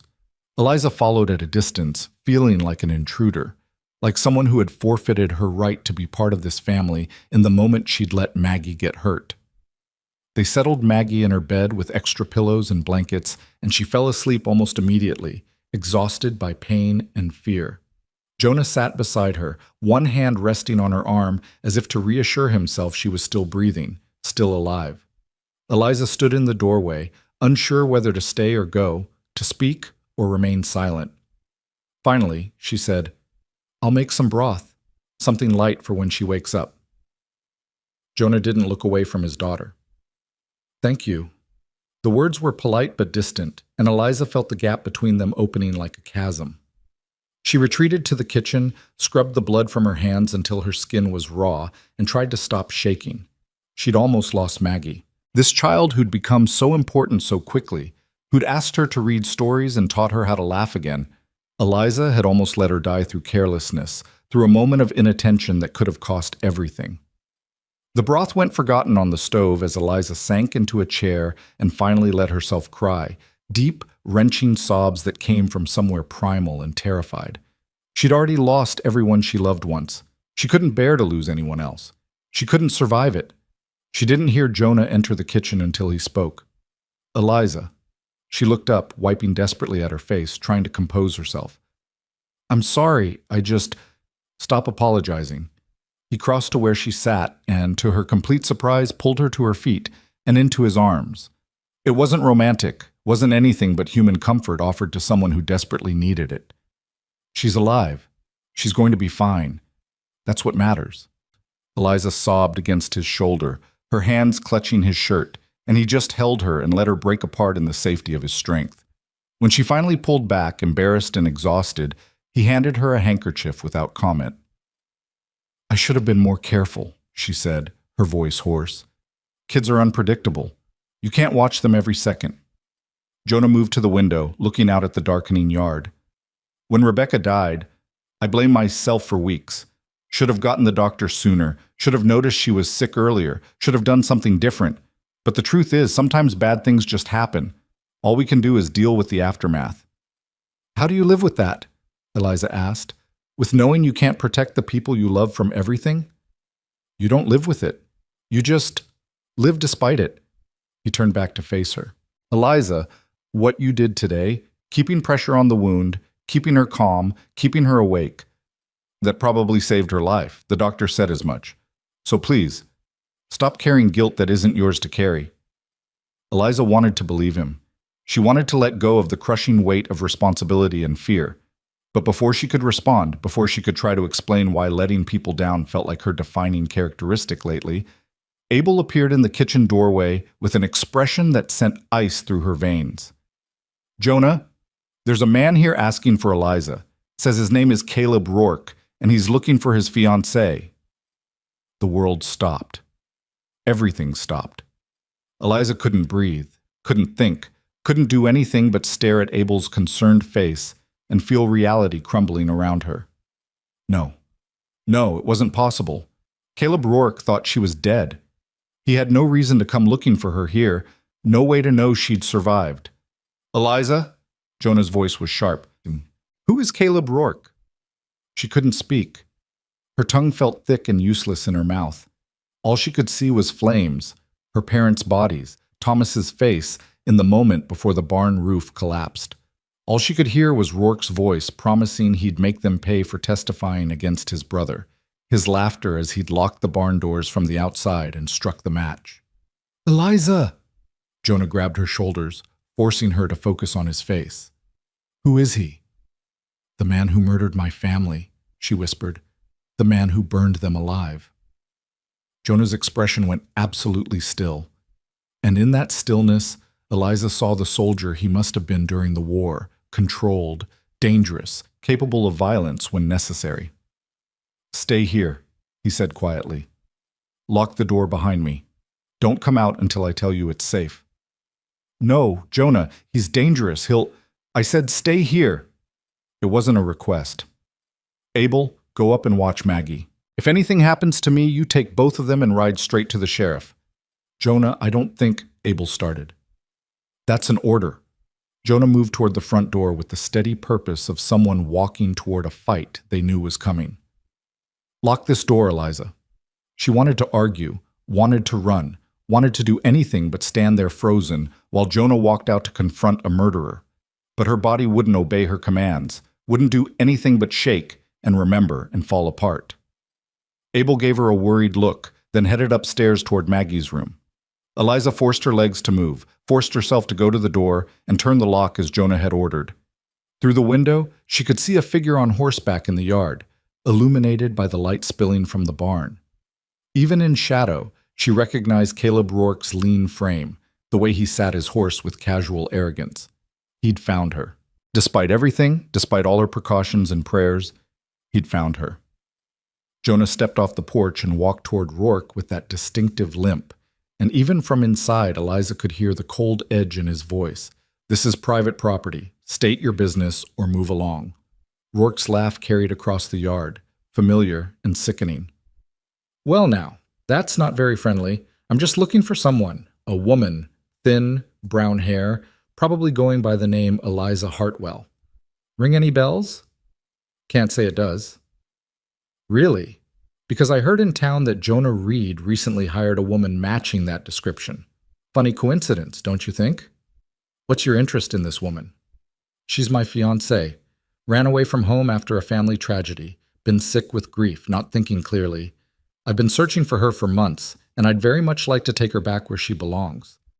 It was such a smooth lie, delivered with such convincing concern that anyone who didn't know better would believe it.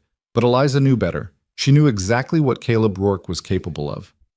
"Even if I did know this woman," Jonah said, his voice flat, "what makes you think she'd want to go anywhere with you?"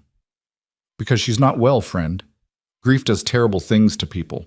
Makes them imagine things that aren't true, believe things that didn't happen. She needs someone to take care of her, help her heal." Rourke dismounted, moving closer to Jonah with predatory ease. "So why don't you just send her out here and we can all go about our business peacefully?" "And if I don't?" The temperature in the yard seemed to drop. "Then I'd have to assume you're holding her against her will, maybe even taking advantage of a vulnerable woman. Sheriff might be interested in hearing about that." Eliza's hands clenched into fists. He was threatening Jonah, threatening to destroy everything she'd found here, and it was all her fault. She should have told Jonah the truth from the beginning. She should have been honest about the danger instead of hoping it would never catch up to her. She had to fix this. She had to protect Jonah and Maggie the way they'd protected her. Before she could talk herself out of it, Eliza unlocked the door and stepped out onto the porch. Both men turned to look at her, and she saw Rourke's face split into a smile that made her stomach turn. "There she is. Eliza, darling, I've been so worried." "I'm not going anywhere with you," Eliza said, proud that her voice only trembled slightly. "You're not my fiancé. You're a murderer, and if there's any justice in this world, you'll hang for what you did to my family." Rourke's smile didn't waver, but his eyes went cold. "Still telling that story, are you?" "The fire was an accident, Eliza. Everyone knows that. You're confused, traumatized. You need help." "The fire was no accident. You locked my parents and brother in the barn and set it ablaze because we testified against your brother. I saw you do it." "Did you?" Rourke took a step forward, and Jonah immediately moved to block his path. "Or did you imagine it? You were quite hysterical that night, from what I heard. Grief can make people see things that aren't there." "I know what I saw. And I know that no court will ever believe the word of a traumatized woman over a respected member of the community." Rourke's smile widened. "Face it, Eliza. You have no proof, no witnesses, nothing but your own confused memories. You can keep running, or you can come with me now and get the help you so clearly need." "She's not going anywhere with you," Jonah said quietly, and there was something in his voice that made even Rourke pause. "You're not welcome on my land. Leave now, or I'll make you leave." "Is that a threat?" "It's a promise." But Jonah's hand moved to rest on the gun at his hip, a revolver Eliza had noticed but never seen him touch before. "You've got 10 seconds to get back on that horse and ride out of here." Rourke's expression finally cracked, revealing the violence beneath the veneer of civility. "You're making a mistake, friend. I'll be back with the law, and when I do, then you'll have the chance to repeat your lies to the sheriff and see if he believes you any more than I do. But tonight, right now, you're leaving my property. 10, 9, 8. For a moment, Eliza thought Rourke would refuse, would draw his own weapon and turn this confrontation into bloodshed. But then he saw something in Jonah's face, perhaps the willingness to follow through on his threat, perhaps the cold calculation of a man who'd killed before and wouldn't hesitate to do it again, and took a step back toward his horse. "This isn't over," Rourke said, swinging back into the saddle. "I'll be back, Eliza. Count on it." "If you come back," Jonah said conversationally, "I'll shoot you for trespassing. Fair warning." Rourke stared at them both for a long moment, his face a mask of barely controlled fury. Then he wheeled his horse and rode off into the darkness, disappearing down the long drive toward the main road. The silence he left behind was deafening. Eliza's legs gave out, and she sat down hard on the porch steps, her whole body shaking with delayed shock. Jonah stood in the yard for another minute, watching the darkness as if expecting Rourke to return, then finally turned and walked back to where Eliza sat. "Inside," he said. "We need to talk." She followed him into the kitchen on numb legs, watched as he checked every window and door, ensuring they were locked. When he finally sat down across from her, his expression was unreadable. "Tell me everything," he said, "and I mean everything. No more secrets."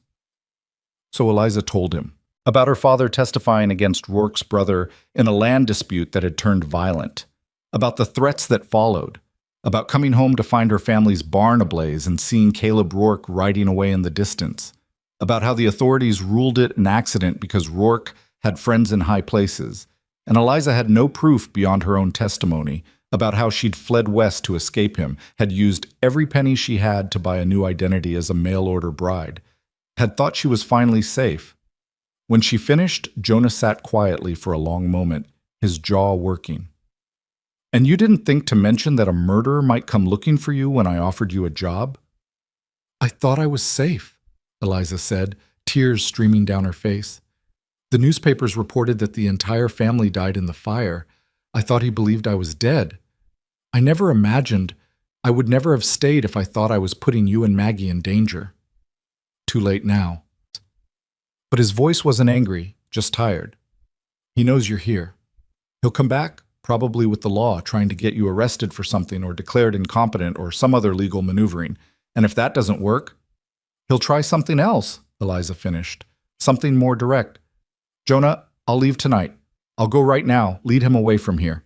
Don't be stupid. You'd be dead within a day." Jonah stood and began pacing, his limp more pronounced with stress. "No, we need to be smart about this. First thing tomorrow, I'm riding into town to talk to the sheriff, explain the situation. If Rourke tries anything official, at least we'll have our side of the story on record first. The sheriff won't believe me any more than the law in Pennsylvania did. Maybe not, but he'll believe me." Jonah stopped pacing and looked at her directly. "I wasn't just any soldier during the war, Eliza. I was an officer. I commanded men, and after the war I served as a territorial marshal for 3 years before I bought this ranch. Sheriff Brennan knows me. He knows I don't lie and I don't tolerate criminals. If I tell him Rourke threatened you, he'll listen." Hope, fragile and painful, bloomed in Eliza's chest. "You'd do that? Put yourself on the line for me? You're part of this household now. That makes you my responsibility." He said it matter-of-factly, as if it was obvious, as if 3 weeks was enough time to create that kind of loyalty. "Besides, Maggie would never forgive me if I let anything happen to you, and frankly, neither would I." Before Eliza could respond, a small voice came from the stairs. "Papa?" They both turned to see Maggie standing there in her nightgown, the bandage white against her dark hair, her face pale and frightened. "I heard shouting. What's wrong?" Jonah crossed to his daughter and scooped her up gently, mindful of her injury. "Nothing you need to worry about, little bird. Just some business with a confused man. How's your head?" "Hurts." Maggie looked over her father's shoulder at Eliza. "Miss Eliza, why are you crying?" Eliza wiped hastily at her face. "Just worried about you, sweetheart. You gave us quite a scare today." "I'm sorry I fell." Maggie's lower lip trembled. "I was being careless." "Accidents happen," Jonah said firmly. "No one's angry at you. Now, let's get you back to bed before you make that head wound worse by staying up too late." As Jonah carried Maggie upstairs, Eliza heard the girl say, "Papa, is Miss Eliza going to stay? Or is she leaving like the other lady did?" "She's staying," Jonah said with conviction. "She's not going anywhere." Eliza sat alone in the kitchen, surrounded by locked doors and the memory of Caleb Rourke's threats, and wondered if Jonah was right. Could she stay? Could she build a life here despite the danger, despite the past that refused to let her go? She didn't know. But for Maggie's sake, for Jonah's sake, for her own sake, she had to try. The alternative was running forever, and she was so tired of running. Outside, the wind picked up, rattling the windows, and somewhere in the darkness, Eliza knew that Caleb Rourke was planning his next move. The confrontation wasn't over. It had only just begun. But for the first time since her family died, Eliza wasn't facing danger alone. She had Jonah's steady strength and Maggie's innocent trust in a home worth fighting for. It would have to be enough. It had to be. Because tomorrow the real battle would begin, and Eliza Hartwell was done running from her past. It was time, finally, to stand and fight. Dawn came too quickly and not quickly enough. Eliza had spent the night in a chair beside Maggie's bed, watching the child's chest rise and fall with each breath, alert for any sign of the complications the doctor had warned about. Jonah had checked on them twice during the long hours, appearing silently in the doorway like a ghost before disappearing again to patrol the house and grounds, his rifle always within reach. When the first gray light began to seep through the window, Eliza heard Jonah moving downstairs, preparing for the ride into town.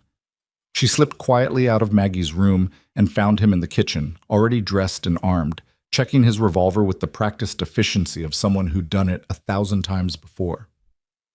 "She slept through the night," Eliza said softly. "No fever, no confusion. I think she's going to be all right." "Good." Jonah holstered the gun and reached for his coat. "Abel will be here within the hour. Sam, too. I've told them both to stay close to the house until I get back. Don't let anyone in except people you know and trust."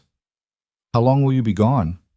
"However long it takes to make Sheriff Brennan understand that Caleb Rourke is a threat." Jonah paused, his hand on the door, and looked back at her with an expression that was almost gentle. "Eliza, if something happens, if Rourke comes back while I'm gone, you take Maggie and you run. Don't try to be brave. Don't try to fight. Just run."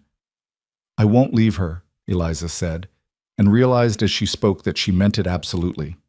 Somewhere in the past 3 weeks, Maggie had become hers to protect, hers to love, and she would die before she let Rourke hurt that child. "If he comes back, I'll do whatever it takes to keep her safe." Jonah studied her for a long moment, seeing something in her face that seemed to satisfy him. "I know you will. That's what worries me." He crossed to where she stood and did something unexpected. He took her hand and squeezed it briefly, a gesture of solidarity and something else she couldn't quite name. "I'll be back by nightfall. Stay safe." Then he was gone, the sound of his horse's hooves fading into the cold morning, leaving Eliza alone with a sleeping child and the weight of responsibility she'd never asked for, but somehow couldn't bear to put down. The morning passed in tense quiet. Maggie woke hungry and cranky, which the doctor had said was a good sign, and demanded that Eliza finish the story about Princess Adeline and Ember, the dragon. So Eliza sat beside her bed and read, keeping one ear tuned to the sounds outside. The movements of Abel and Sam as they worked closer to the house than usual. The distant calls of birds and wind through the eaves.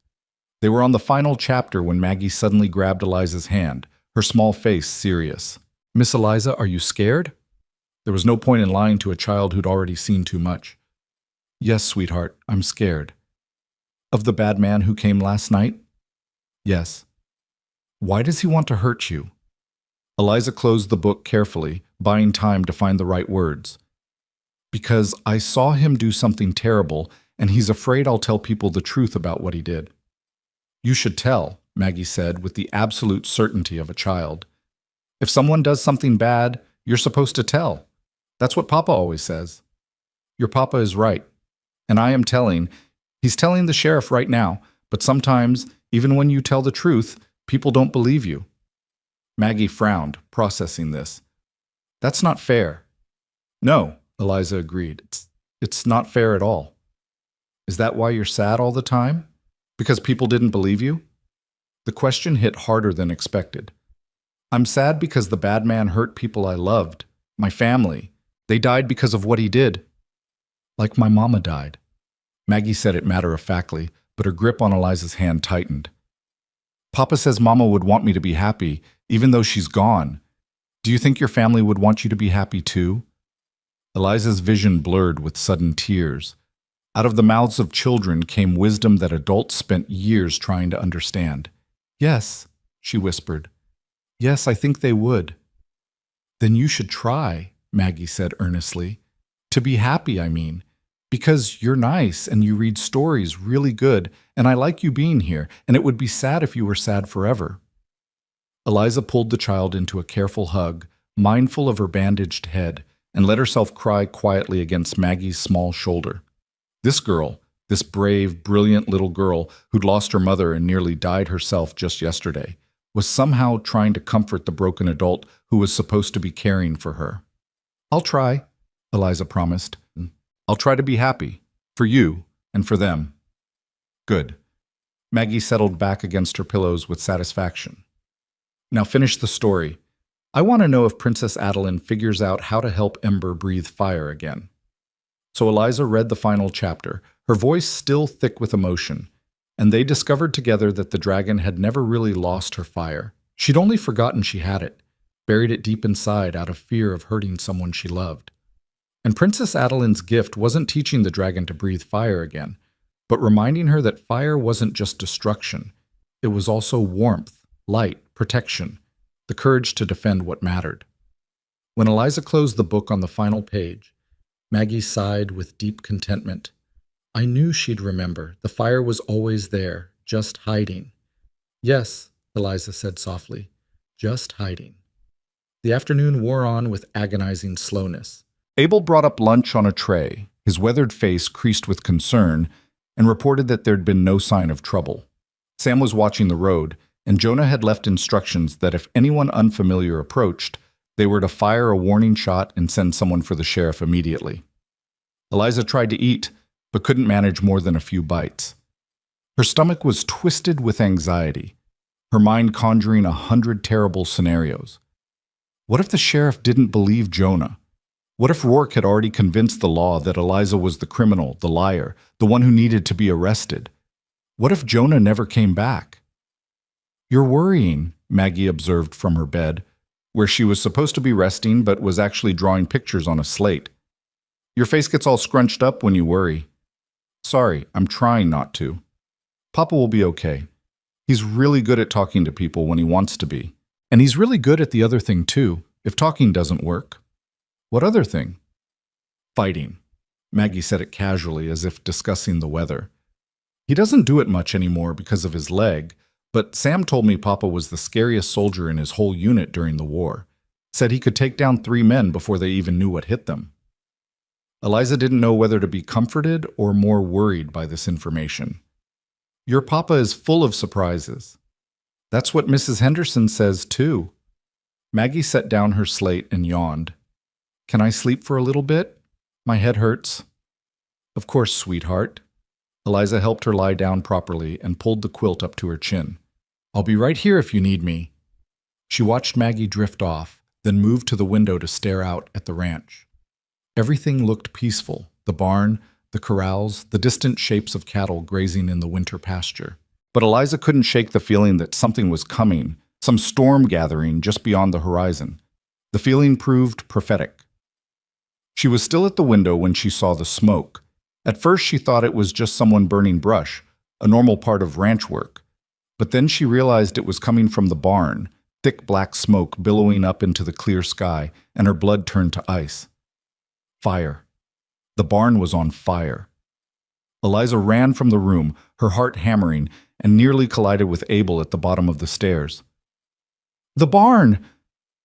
I know. Sam's already there with buckets, but it's spreading fast. Abel's face was streaked with soot. Must have been smoldering in the hay. It wasn't an accident, Eliza said with absolute certainty. It's Rourke. He's here. Abel's expression hardened. Stay in the house, lock the doors. I need to help Sam, or we'll lose everything. But lock the doors! Abel was already running back outside, and through the window Eliza could see flames licking up the barn walls, could hear the panicked screaming of horses trapped inside. The horses. They'd burn alive if someone didn't get them out. Eliza knew she should stay with Maggie, should lock the doors and hide and wait for Jonah to come home. That's what he'd told her to do. That's what any sensible person would do. But she could hear the horses screaming, and she could see Abel and Sam fighting a losing battle against flames that were spreading too fast to be natural, and she knew with sick certainty that Rourke had set this fire deliberately, had probably soaked the hay in oil or kerosene to make sure it would burn hot and fast and consume everything. Just like he'd burned her family's barn, just like he'd burned her parents and brother alive. The rage that swept through Eliza was white-hot and cleansing, burning away the fear that had controlled her for so long. She'd run from Caleb Rourke once. She'd let him destroy everything she loved once.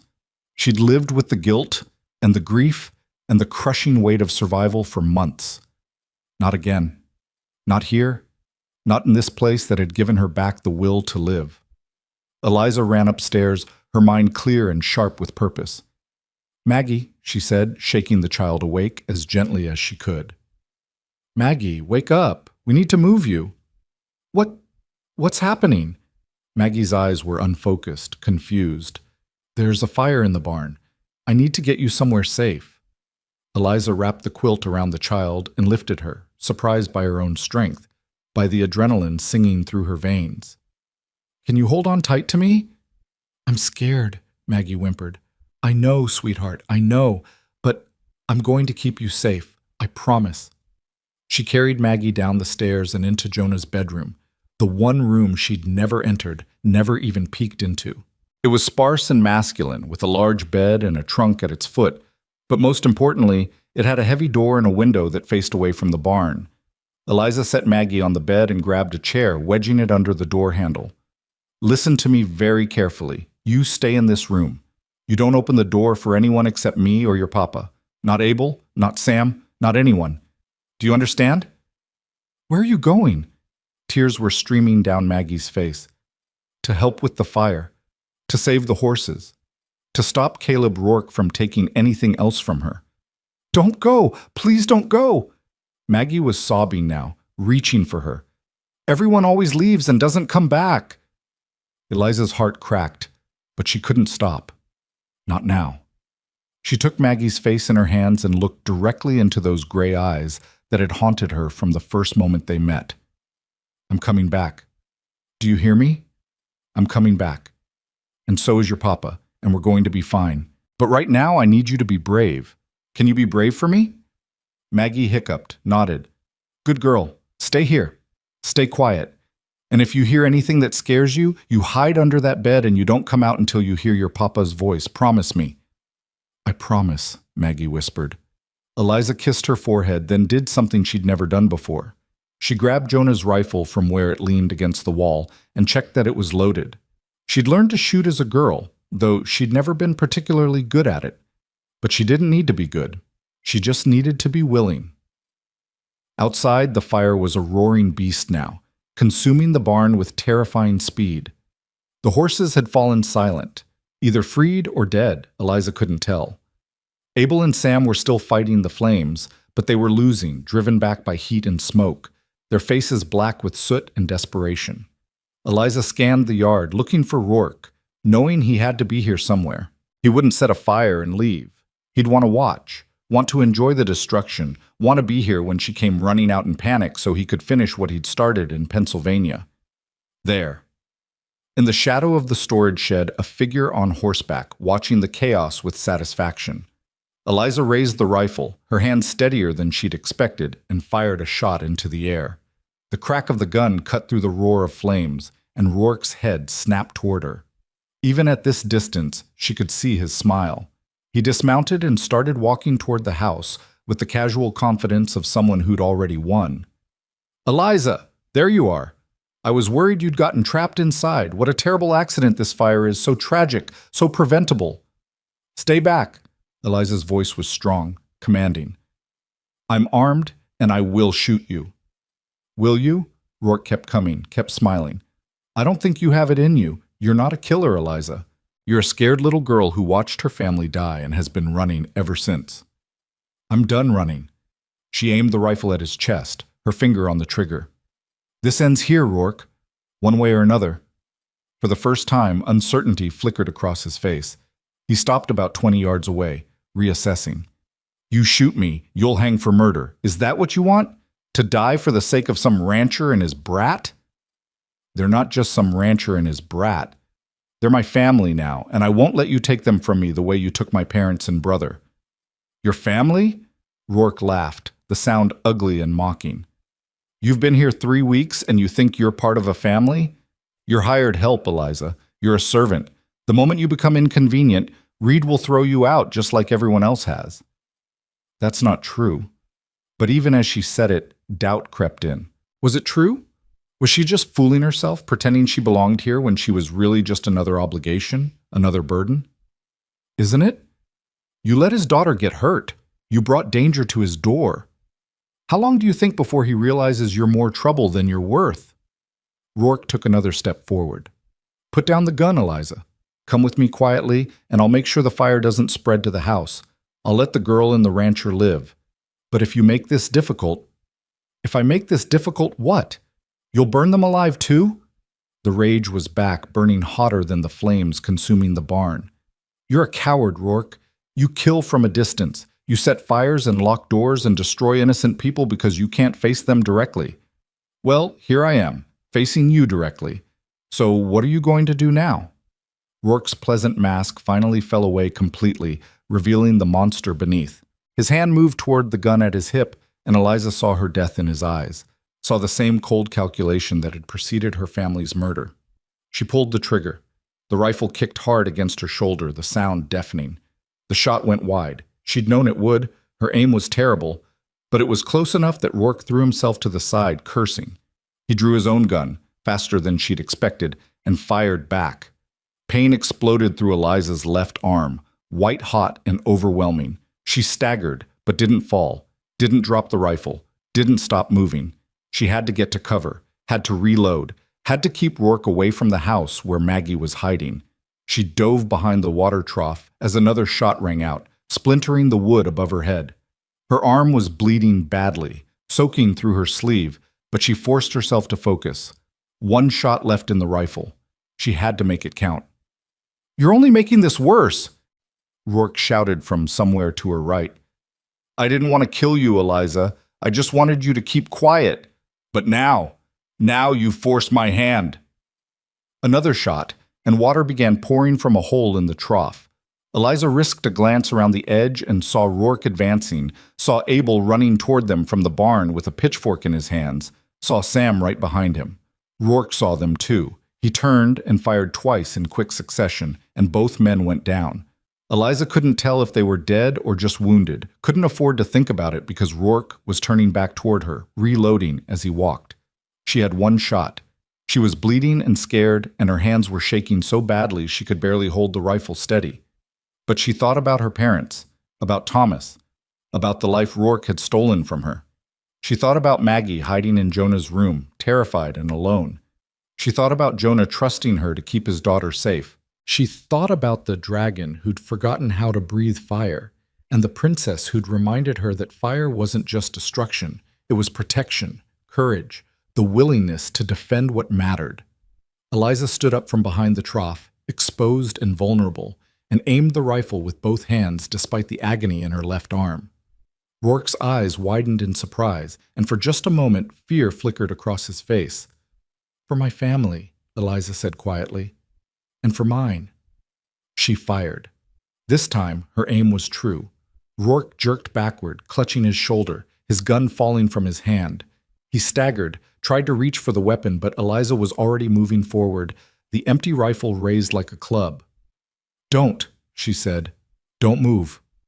Rourke looked up at her, blood seeping between his fingers, and laughed, a wet, pained sound. "You got lucky. One shot. But next time, there won't be a next time." The voice came from behind Eliza, and she turned to see Jonah riding into the yard at full gallop, Sheriff Brennan and 2 deputies right behind him.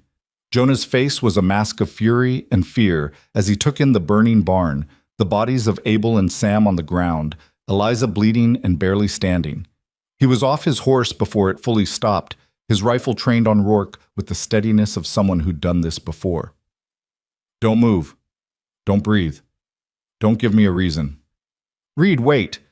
Sheriff Brennan dismounted more slowly, his hand on his own gun. "What the hell happened here?"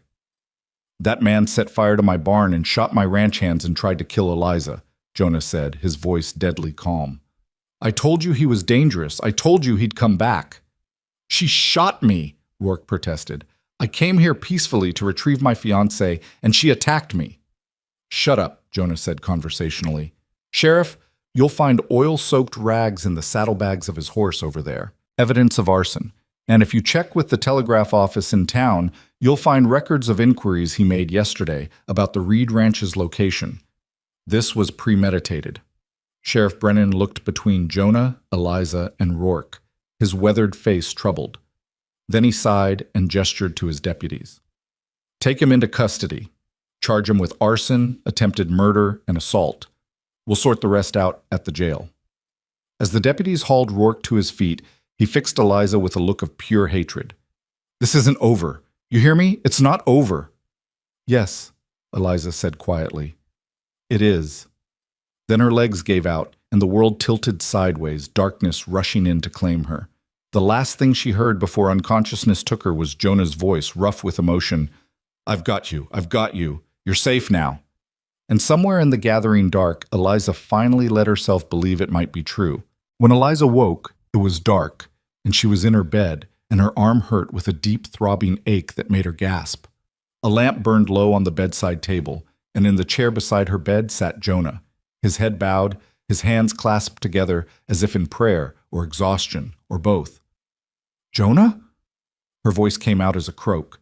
His head snapped up, and relief flooded his features. You're awake. Thank everything, you're awake. He reached for a glass of water on the table and helped her drink, his hands gentle. How do you feel? Like I got shot. You did get shot. Clean through the arm, thankfully. Missed the bone. Doctor says you'll heal fine if you rest and don't do anything stupid for the next few weeks. Maggie is fine. Scared half to death, but fine. She's asleep in her room. I only got her to bed an hour ago. She refused to leave your side until she saw you wake up at least once. Jonah set the glass down and rubbed his face tiredly. Eliza, what you did today? What were you thinking? I was thinking I wasn't going to let him hurt anyone else I care about, she said simply. Jonah was quiet for a long moment. You could have died. If I'd been even 5 minutes later, but you weren't. You came back just like you promised. Barely. Rourke had been in town spreading lies all morning, trying to convince people you were mentally unfit, dangerous. It took me 3 hours to convince Sheriff Brennan to come out here with me. 3 hours. His voice was rough with self-recrimination. In that time, he burned my barn, shot Abel and Sam. They'll live. Sam took a bullet in the leg, Abel in the shoulder. They're both at the doctor's now, ornery and complaining, which means they're going to be fine. Jonah leaned forward, elbows on his knees, looking more exhausted than Eliza had ever seen him. But you reckless, brave, foolish woman, you stood up to a murderer with one bullet and a lot of determination, and you almost got yourself killed in the process. I had to protect Maggie. I know, that's the only reason I'm not furious with you. He reached out and took her uninjured hand in his. The sheriff arrested Rourke, with the physical evidence of arson, your testimony, my testimony, and Abel and Sam's accounts. He'll hang for what he did here. And I sent a telegram to the authorities in Pennsylvania explaining the whole situation. They're reopening the investigation into your family's deaths. It's going to take time, but you're free, Eliza. He can't hurt you anymore. The words should have brought relief, joy, triumph. Instead, Eliza felt suddenly, overwhelmingly tired. It doesn't bring them back. No, Jonah agreed softly. It doesn't. Nothing will. But it means they didn't die for nothing. It means justice, finally. Justice.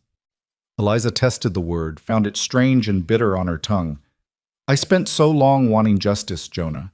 And now that I have it, I just feel empty. That's normal. Grief doesn't end just because the person who caused it is punished. Jonah squeezed her hand gently. But maybe now you can start to heal properly, without fear, without looking over your shoulder. Maybe. The word felt fragile, uncertain, but for the first time in months, Eliza thought it might actually be possible. What happens now? She asked. Jonah was quiet, and when he spoke, his voice was careful, neutral. Well, the barn is mostly gone. We'll have to rebuild, and you need to recover, which means you'll be on light duty for a while. And Maggie will probably drive you insane fussing over you every second of every day. He paused. Unless you want to leave. If you want to go back east, start over somewhere else without all these memories, I'd understand. You've more than earned your freedom. Leave. The word should have felt like possibility, like opportunity. Instead, it felt like loss.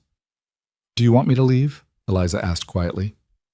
Jonah looked at her then, really looked at her, and something shifted in his expression.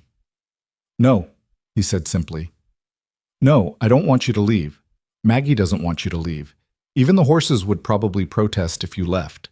But the question is, do you want to stay? After everything that's happened here, all the danger and the chaos and the... Yes, Eliza interrupted. Yes, I want to stay. Even though I can only offer you room and board and $5 a month? Even though you'll be stuck out here in the middle of nowhere with a grumpy rancher and his talkative daughter? Especially because of that.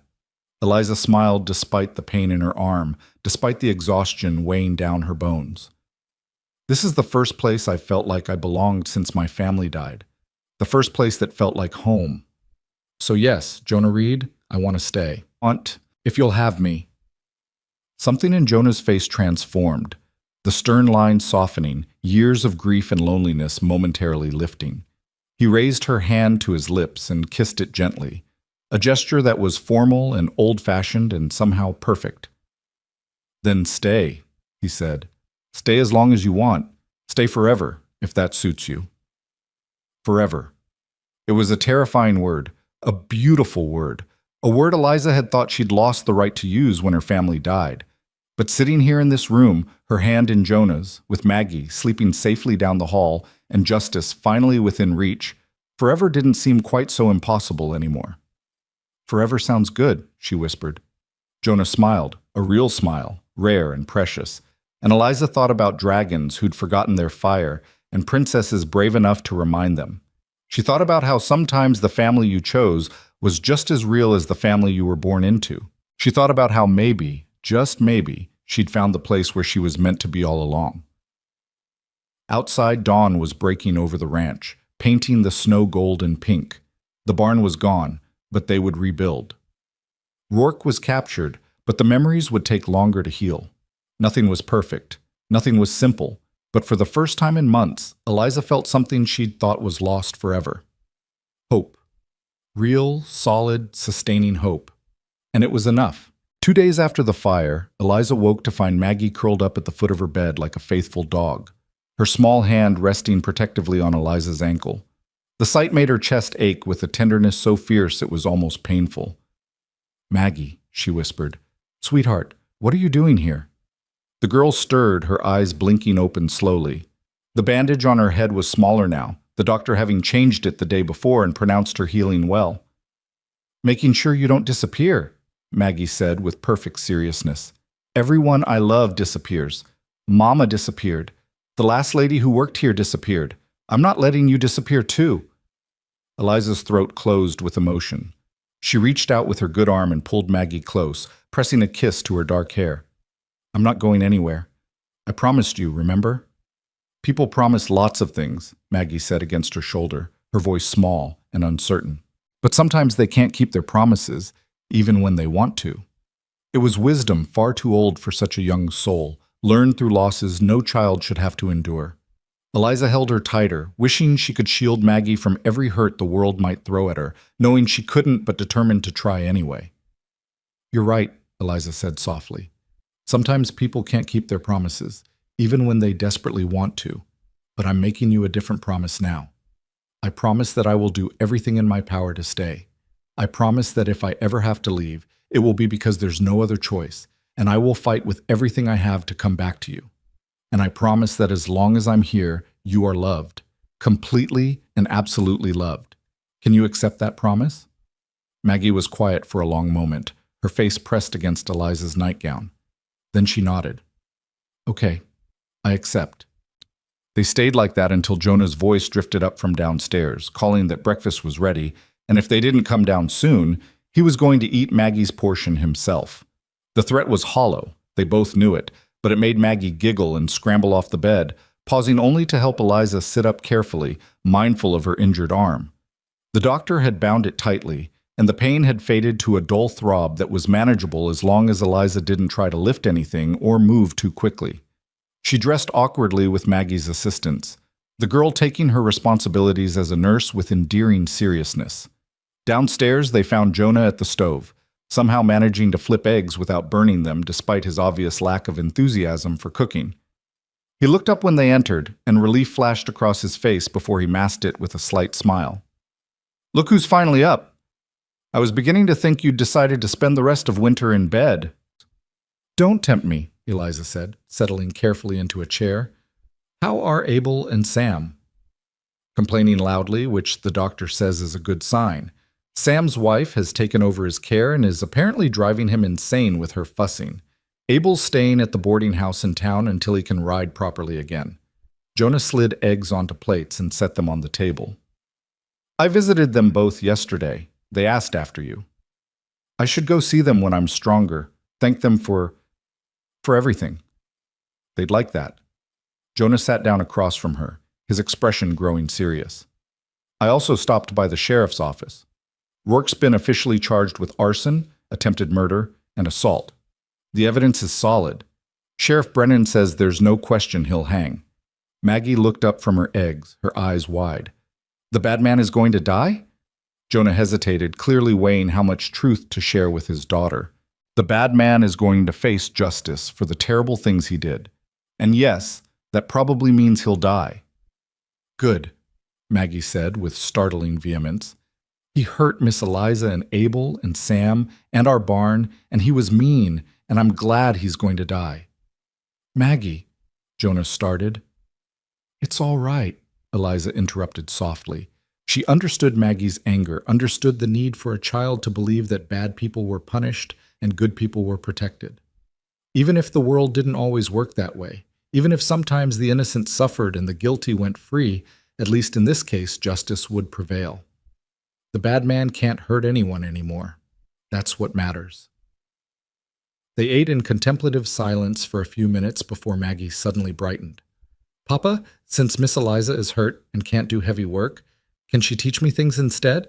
Like how to read better and how to sew and how to make bread like she does? Jonah raised an eyebrow at Eliza. If Miss Eliza is up to it, I don't see why not. Though I suspect her idea of rest and your idea of keeping her resting are two different things. I'll be gentle, Maggie promised. I'll make her sit down the whole time and I'll bring her tea and everything. Then it sounds like you have a new teacher, Jonah said. Lucky you. Lucky me, Maggie agreed happily, and launched into an enthusiastic list of everything she wanted to learn, from embroidery to pie making to the proper way to address a letter. Eliza listened with amusement and growing warmth, feeling something settle into place inside her chest. This simple domestic morning, this easy conversation, this sense of belonging, this was what she'd been searching for when she'd boarded that train west. Not romance or adventure or escape, but simply a place where she mattered, where her presence made a difference, where she was valued for who she was rather than who she was expected to be. The days that followed fell into a new rhythm, slower and gentler than before, but no less purposeful. Eliza's arm healed gradually, the wound closing cleanly under the doctor's watchful care. She spent her mornings teaching Maggie, who proved to be a bright and eager student with an endless capacity for questions. They practiced reading and writing, working through Maggie's school books, and the small collection of novels Eliza had brought from Pennsylvania. They baked bread and mended clothes, Eliza demonstrating techniques with one hand, while Maggie tried to replicate them with varying degrees of success. Jonah worked on rebuilding the barn, a task made harder by his injury, but one he approached with stubborn determination. He accepted help from neighbors who arrived without being asked. Men and women from surrounding ranches who understood that in this harsh land, survival depended on community. They brought timber and tools and labor, and slowly, board by board, a new barn began to rise from the ashes of the old one. In the evenings, they gathered by the fire, and Eliza read aloud while Jonah carved small wooden figures for Maggie, and Maggie drew pictures of the stories they were hearing. It was peaceful in a way Eliza had never experienced, a quiet contentment that asked nothing of her except presence. But beneath the peace, Eliza felt something stirring, some question that needed asking even though she feared the answer. She told Jonah she wanted to stay, and he told her to stay forever. But what exactly did that mean? Was she to remain the hired help indefinitely, forever in this liminal space between servant and family? Would there come a day when Maggie was older and didn't need a caretaker, when Jonah found a proper wife who could give him more children, when Eliza would have to pack her carpet bag and leave to make room for the real family he deserved? The questions haunted her during sleepless nights, whispered doubts that no amount of daytime contentment could completely silence. 3 weeks after the fire, on a clear cold morning when frost painted the windows in delicate patterns, Eliza found her answer in the most unexpected way. She was in the kitchen kneading bread dough one-handed. She'd developed a technique that worked despite her still healing arm, when Jonah came in from outside, stamping snow from his boots. He hung up his coat and hat, then stood there watching her work with an expression she couldn't quite decipher. "What?" she asked, suddenly self-conscious. Do I have flour on my face? Probably, Jonah said, but he didn't smile. Eliza, can we talk? Her heart plummeted. This was it. He was going to tell her she had to leave, that he'd found someone else, that her usefulness had expired. She set down the dough with trembling hands and wiped them on her apron, preparing herself for the blow. Of course, what is it? Jonah pulled out a chair and sat heavily, and for the first time since she'd known him, he looked uncertain. I've been thinking about what happens next, about the future. All right, Eliza said carefully, not sitting, not trusting her legs to hold her if he said what she feared he was going to say. When Rebecca died, I thought that was it for me. Thought I'd just raise Maggie on my own and never let anyone close again because losing her had hurt so badly I couldn't imagine surviving that kind of loss twice. He stared at his hands, work-worn and scarred. And for 2 years, that worked fine. I had Maggie, I had the ranch, I had a purpose. It wasn't happiness exactly, but it was enough. Jonah, let me finish, please. He looked up at her, and his eyes were dark with emotion. Then you showed up, half frozen on a train platform, and Maggie asked you to read her a story, and somehow in the space of a few weeks, you became essential. Not just to Maggie, but to me, to this place. You brought life back into this house, Eliza. You made it feel like a home again instead of just a place where we existed. Eliza's hands clenched in her apron, hope and fear warring in her chest. And then Rourke came, and you almost died protecting Maggie, and I realized something. Jonah stood and crossed to where she stood frozen by the counter. I realized that I was falling in love with you, and it scared me half to death because I'd promised myself I'd never risk that kind of pain again. But the thing about love is you don't get to choose when it happens. It just happens, whether you're ready or not. You, what? Eliza's voice came out as barely more than a whisper. I'm in love with you, Eliza Hartwell. He said it simply, without flourish, as if he was stating a fact as obvious as the sunrise. I'm in love with your strength and your kindness and the way you read stories to my daughter.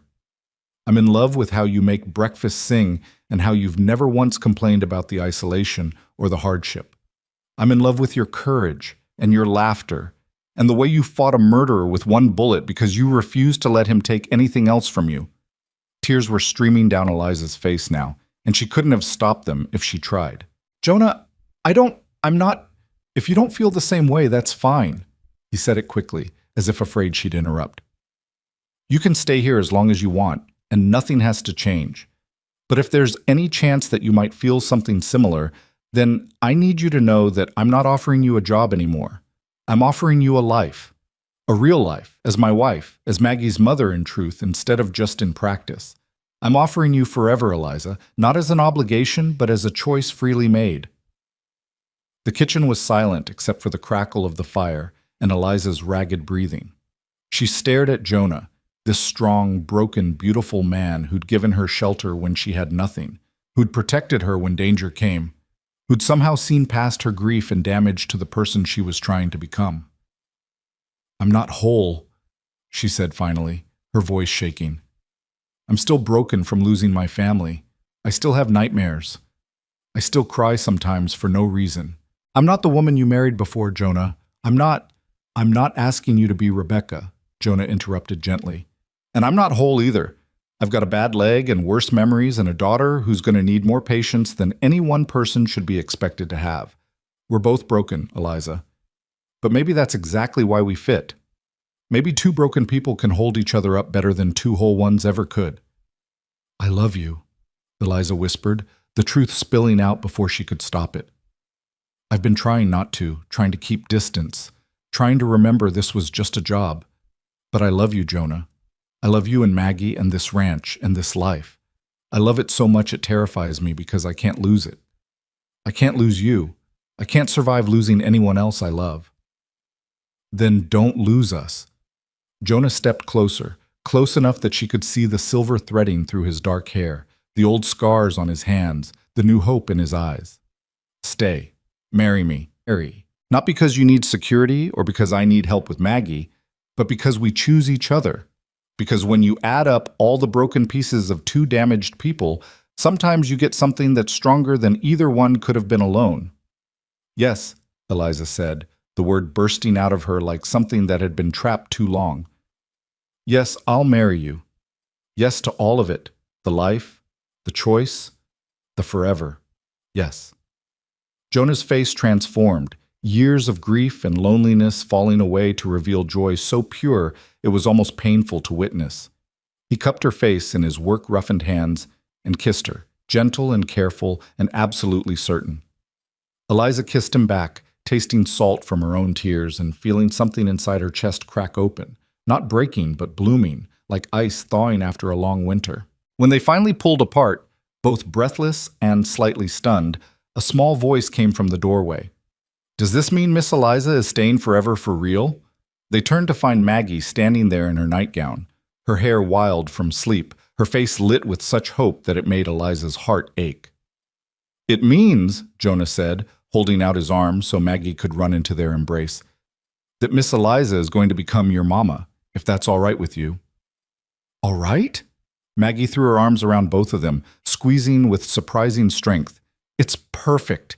It's the most perfect thing ever. Can we tell everyone? Can we tell Abel and Sam and Mrs. Henderson? And we can tell whoever you want, Eliza laughed, holding this child who'd somehow become hers tighter than was probably strictly necessary. We can shout it from the rooftops if you'd like. Yes, let's do that. Maggie pulled back, her face flushed with excitement. When's the wedding? Can I help plan it? Can I wear a fancy dress? Will I get to call you Mama instead of Miss Eliza? Slow down, Jonah said, but he was grinning. One question at a time. They spent the rest of the morning planning, Maggie's enthusiasm infectious as she described the wedding she wanted to see. Small and simple, just family and close friends, but perfect in its own way. Eliza listened and agreed and felt pieces of herself that had been frozen for so long finally beginning to thaw. This was healing, she realized. Not the absence of pain, but the presence of joy strong enough to coexist with it. Not forgetting the people she'd lost, but making room in her heart for the people she'd found. Not running from her past, but choosing her future. The wedding took place 6 weeks later, on a clear spring morning when the last of the winter snow was finally melting and the first brave flowers were pushing through the thawed earth. They gathered in the ranch's new barn, rebuilt stronger than before, a testament to what could rise from ashes, with Abel and Sam as witnesses, Sheriff Brennan and his wife in attendance, and half the town of Silver Creek crowded in to see the mail-order bride, who'd been rejected, marry the war hero rancher after all. Maggie stood beside Eliza in a dress Mrs. Henderson had made special, holding a bouquet of early wildflowers and beaming with pride. Jonah wore his best suit, which had seen better days but had been brushed and pressed until it looked almost new. And Eliza wore a simple blue dress that she'd sewn herself during her recovery, nothing fancy but made with care and hope. The ceremony was brief. The minister from Silver Creek spoke about love and commitment and the courage it took to choose happiness after loss. Jonah and Eliza exchanged vows they'd written themselves, promises to stand together through hardship, to choose each other every day, to build a life that honored both their pasts and their future. When the minister pronounced them husband and wife, Jonah kissed Eliza with a sweetness that made several of the women in attendance sigh audibly. And when he pulled back, he looked down at Maggie and said, "Your mama and I have something for you." Maggie's eyes went wide. "A present?" "Better." Eliza knelt carefully. Her arm was healed now, but still occasionally stiff, and took Maggie's hands in hers. "Your papa and I have been talking, and we want to make something official. We want to adopt you. Legally, formally, completely. So that you're not just your papa's daughter anymore, but our daughter, mine and his together. What do you think?" For a moment, Maggie just stared at them both, her mouth slightly open in shock. Then her face crumpled and she launched herself at Eliza, sobbing into her shoulder with the force of emotions too big for words. "Is that a yes?" Jonah asked gently, kneeling beside them. "Yes," Maggie wailed. "Yes, yes, yes, I want to be yours. I want to be really, truly your daughter." "Then you are," Eliza whispered, holding her tight. "You already were, in our hearts. Now, it'll just be on paper, too." The rest of the day passed in a blur of celebration. There was food, tables laden with dishes brought by neighbors, more food than 3 people could eat in a week. There was music. Abel had brought his fiddle despite his still healing shoulder, and he played while people danced in the barn's open space. There was laughter and toasts and stories shared, the community gathering around this new family to welcome them and wish them well. As the sun began to set, painting the Nevada sky in shades of gold and pink and purple, Eliza found herself standing at the edge of the celebration, watching Jonah dance with Maggie, both of them laughing as they spun in circles. She thought about the girl she'd been 6 months ago, sitting on that frozen train platform ready to give up. She thought about her parents and Thomas, about the family she'd lost and the grief that would always be part of her. But she also thought about the family she'd found, about the life she'd chosen, about the future that stretched before her bright with possibility. "You look happy." Sheriff Brennan appeared beside her, a cup of punch in his weathered hand. "Real happy. Not just polite happy." "I am," Eliza said, surprised by how true it was. "I really am." "Good. You've earned it." He took a sip of his punch, then added casually, "Got word from Pennsylvania last week. The authorities there reopened the investigation into your family's deaths based on Rourke's confession here. Found evidence he'd been paid by his brother to start that fire. Brother's been arrested too. Whole thing's finally going to trial properly." Eliza's breath caught. "They believe me? After all this time, they finally believe me?" "Never should have doubted you in the first place," Brennan said gruffly. "But yes, they believe you. Justice is slow sometimes, but it gets there eventually. Your parents and brother, they'll get justice now.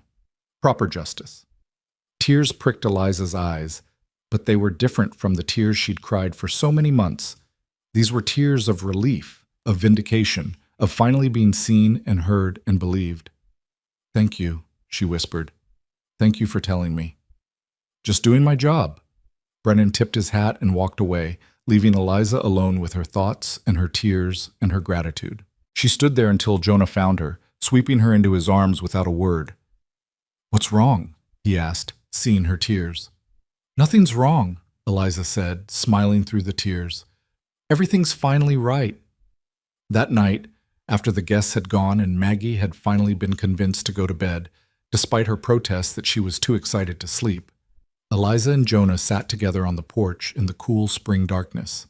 Jonah's arm was around her shoulders, her head resting against his chest, both of them wrapped in a quilt against the evening chill. "Do you remember the first time we met?" Eliza asked softly. "When you found me on the train platform with Maggie?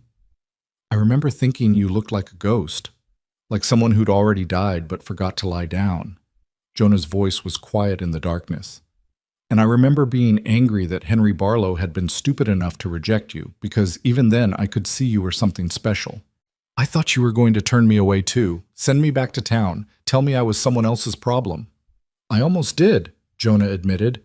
"I'd spent 2 years keeping everyone at arm's length, and taking you in meant risk. Meant letting someone new into our lives who might leave, might get hurt, might die like Rebecca did. But then I looked at Maggie's face when she talked about you, and I couldn't do it. Couldn't send you away when my daughter had finally found something that made her smile again." "I'm glad you didn't." Eliza tilted her head to look up at him, seeing his profile silhouetted against the stars. "I'm glad Maggie asked me to read her a story. I'm glad you offered me a job. I'm glad I was too stubborn or too broken or too something to get back on that train and leave." "So am I." Jonah pressed a kiss to her forehead. "You know what Maggie said to me this morning? She said, 'Papa, I think Mama, I think she was supposed to get rejected by that mean Mr. Barlow, because if she hadn't, she wouldn't have found us, and we wouldn't have found her, and we'd all still be sad and lonely. She's 7 years old, and she already understands things it took me 40 years to learn." "What things?" "That sometimes the worst thing that happens to you leads directly to the best thing. That rejection and loss and pain, they're not the end of the story. They're just the middle, the hard part you have to get through to reach the good part." He tightened his arm around her. "You getting rejected brought you to us. Me losing Rebecca made me someone who could understand your grief. Maggie losing her mother meant she needed you as much as you needed her. All these terrible things, and they led us here. To this." Eliza was quiet, turning his words over in her mind. She thought about the fire that had killed her family, the long journey west, the rejection and despair and danger. She thought about how many times she'd wanted to give up, to stop fighting, to just let the grief consume her entirely. And she thought about Maggie asking for a story, about Jonah offering her a job, about slowly learning to live again instead of just surviving, about finding family in the last place she'd expected to look. "Do you think they would have liked you?" she asked suddenly. "My parents and Thomas? Do you think they would have approved of all this?" Jonah considered the question seriously. "I think," he said finally, "that they loved you and wanted you to be happy. And I think if they could see you now, married to a rancher with a bum leg, raising a daughter who's not yours by blood, but is absolutely yours by choice, living in the middle of nowhere and making bread by hand, I think they'd be proud of the life you've built. I think they'd want this for you." "I hope so," Eliza whispered. "I hope they know I haven't forgotten them, even though I'm happy again. I hope they understand that loving you and Maggie doesn't mean I love them any less." Love doesn't divide, Eliza. It multiplies. You can love us and still love them. You can be happy here and still grieve for what you lost. Both things can be true at the same time. They sat in comfortable silence for a while, watching the stars wheel overhead, listening to the night sounds of the ranch, the soft lowing of cattle, the rustle of wind through new grass, the distant call of an owl hunting. Finally, Eliza said, "Will you do something for me?" "Anything. Tell me how you imagine our life will be. 5 years from now, 10 years from now. Tell me the future you see." Jonah was quiet for a moment, thinking. Then he began to speak, his voice low and certain in the darkness. 5 years from now, Maggie will be 12 and already arguing with me about whether she's old enough to ride into town alone. The barn will be full of horses she's helped train, and she'll have read every book in the house at least twice because her mama taught her to love stories. The ranch will be doing well, not rich, but stable, comfortable. We'll have added on to the house maybe another room or two for the family we're building. Family? Eliza's breath caught. If you want. If we're blessed that way. A brother or sister for Maggie. Maybe more than one. His hand moved to rest gently on her stomach. But only if you want that. There's no expectation, no pressure. You're enough, just as you are. "I want that," Eliza said softly. "I want to fill this house with life and laughter and love. I want to give Maggie siblings. I want to build a family so strong that nothing can break it." "Then that's what we'll do." Jonah continued painting their future with words. 10 years from now, Maggie will be 17 and getting ready to make her own choices about her life. Maybe she'll want to stay and help run the ranch, or maybe she'll want something different, teaching or medicine or something we haven't even imagined yet. We'll support her either way, and our younger children will be running wild, driving you crazy with their questions and their energy, and this house will be full of noise and chaos and so much love it spills out the windows. "And us?" Eliza asked. "What about us?" "Us?" Jonah pulled her closer. "We'll be right here, maybe a little grayer, definitely more tired, but still choosing each other every single day, still reading stories by the fire, still working side by side to keep this place running, still finding reasons to laugh despite the hardships, still building the life we started today." Eliza closed her eyes, letting herself see it. The future Jonah described, solid and real and possible, children playing in the yard, Maggie grown into a confident young woman, the ranch thriving, a life built not on running from the past but on choosing the future, day by day, moment by moment. "That sounds perfect," she whispered. "It won't always be easy," Jonah warned. "There'll be hard times, droughts, bad winters, sickness, loss. Life doesn't stop throwing challenges just because you're happy." "I know, but we'll face them together. That's what makes the difference." They sat on the porch until the cold drove them inside, then climbed the stairs to the room they would now share, passing Maggie's door and hearing the soft sound of her breathing. Tomorrow, their new life would truly begin. The work of building a family, running a ranch, creating a home. Tomorrow, there would be challenges and responsibilities and all the ordinary difficulties of existence. But tonight, Eliza lay in Jonah's arms in the darkness and felt something she'd thought was lost forever: peace. Not the absence of pain, but the presence of something stronger. Not forgetting the past, but making room for the future. Not running from grief, but learning to carry it alongside joy. She thought about the mail-order bride who'd been rejected, the woman who'd nearly frozen to death on a train platform, the broken soul who'd thought she had nothing left to live for. And she thought about the girl on that platform who'd asked a simple question that changed everything.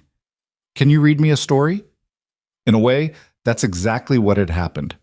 Eliza had read Maggie a story, and in return, Maggie and Jonah had given her a new story to live.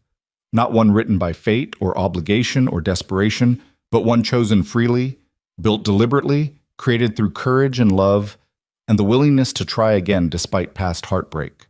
"Thank you," Eliza whispered into the darkness, not sure if she was speaking to Jonah beside her, to Maggie sleeping down the hall, to her lost family watching from wherever they were, or to some larger force that had guided her here despite everything. Jonah's arms tightened around her. For what? For giving me a reason to keep breathing, for showing me that life after loss is possible, for loving me even though I came to you broken. "You weren't broken," Jonah said softly. "You were surviving the only way you knew how. There's a difference. And I didn't give you a reason to keep breathing. You found that yourself. I just gave you a safe place to remember how."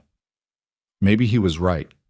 Maybe she'd had the strength inside her all along, hidden beneath the grief and fear, waiting for the right moment to remember her own fire. Like Ember, the dragon in Maggie's story. The fire had always been there, just forgotten, just waiting for someone to remind her it existed.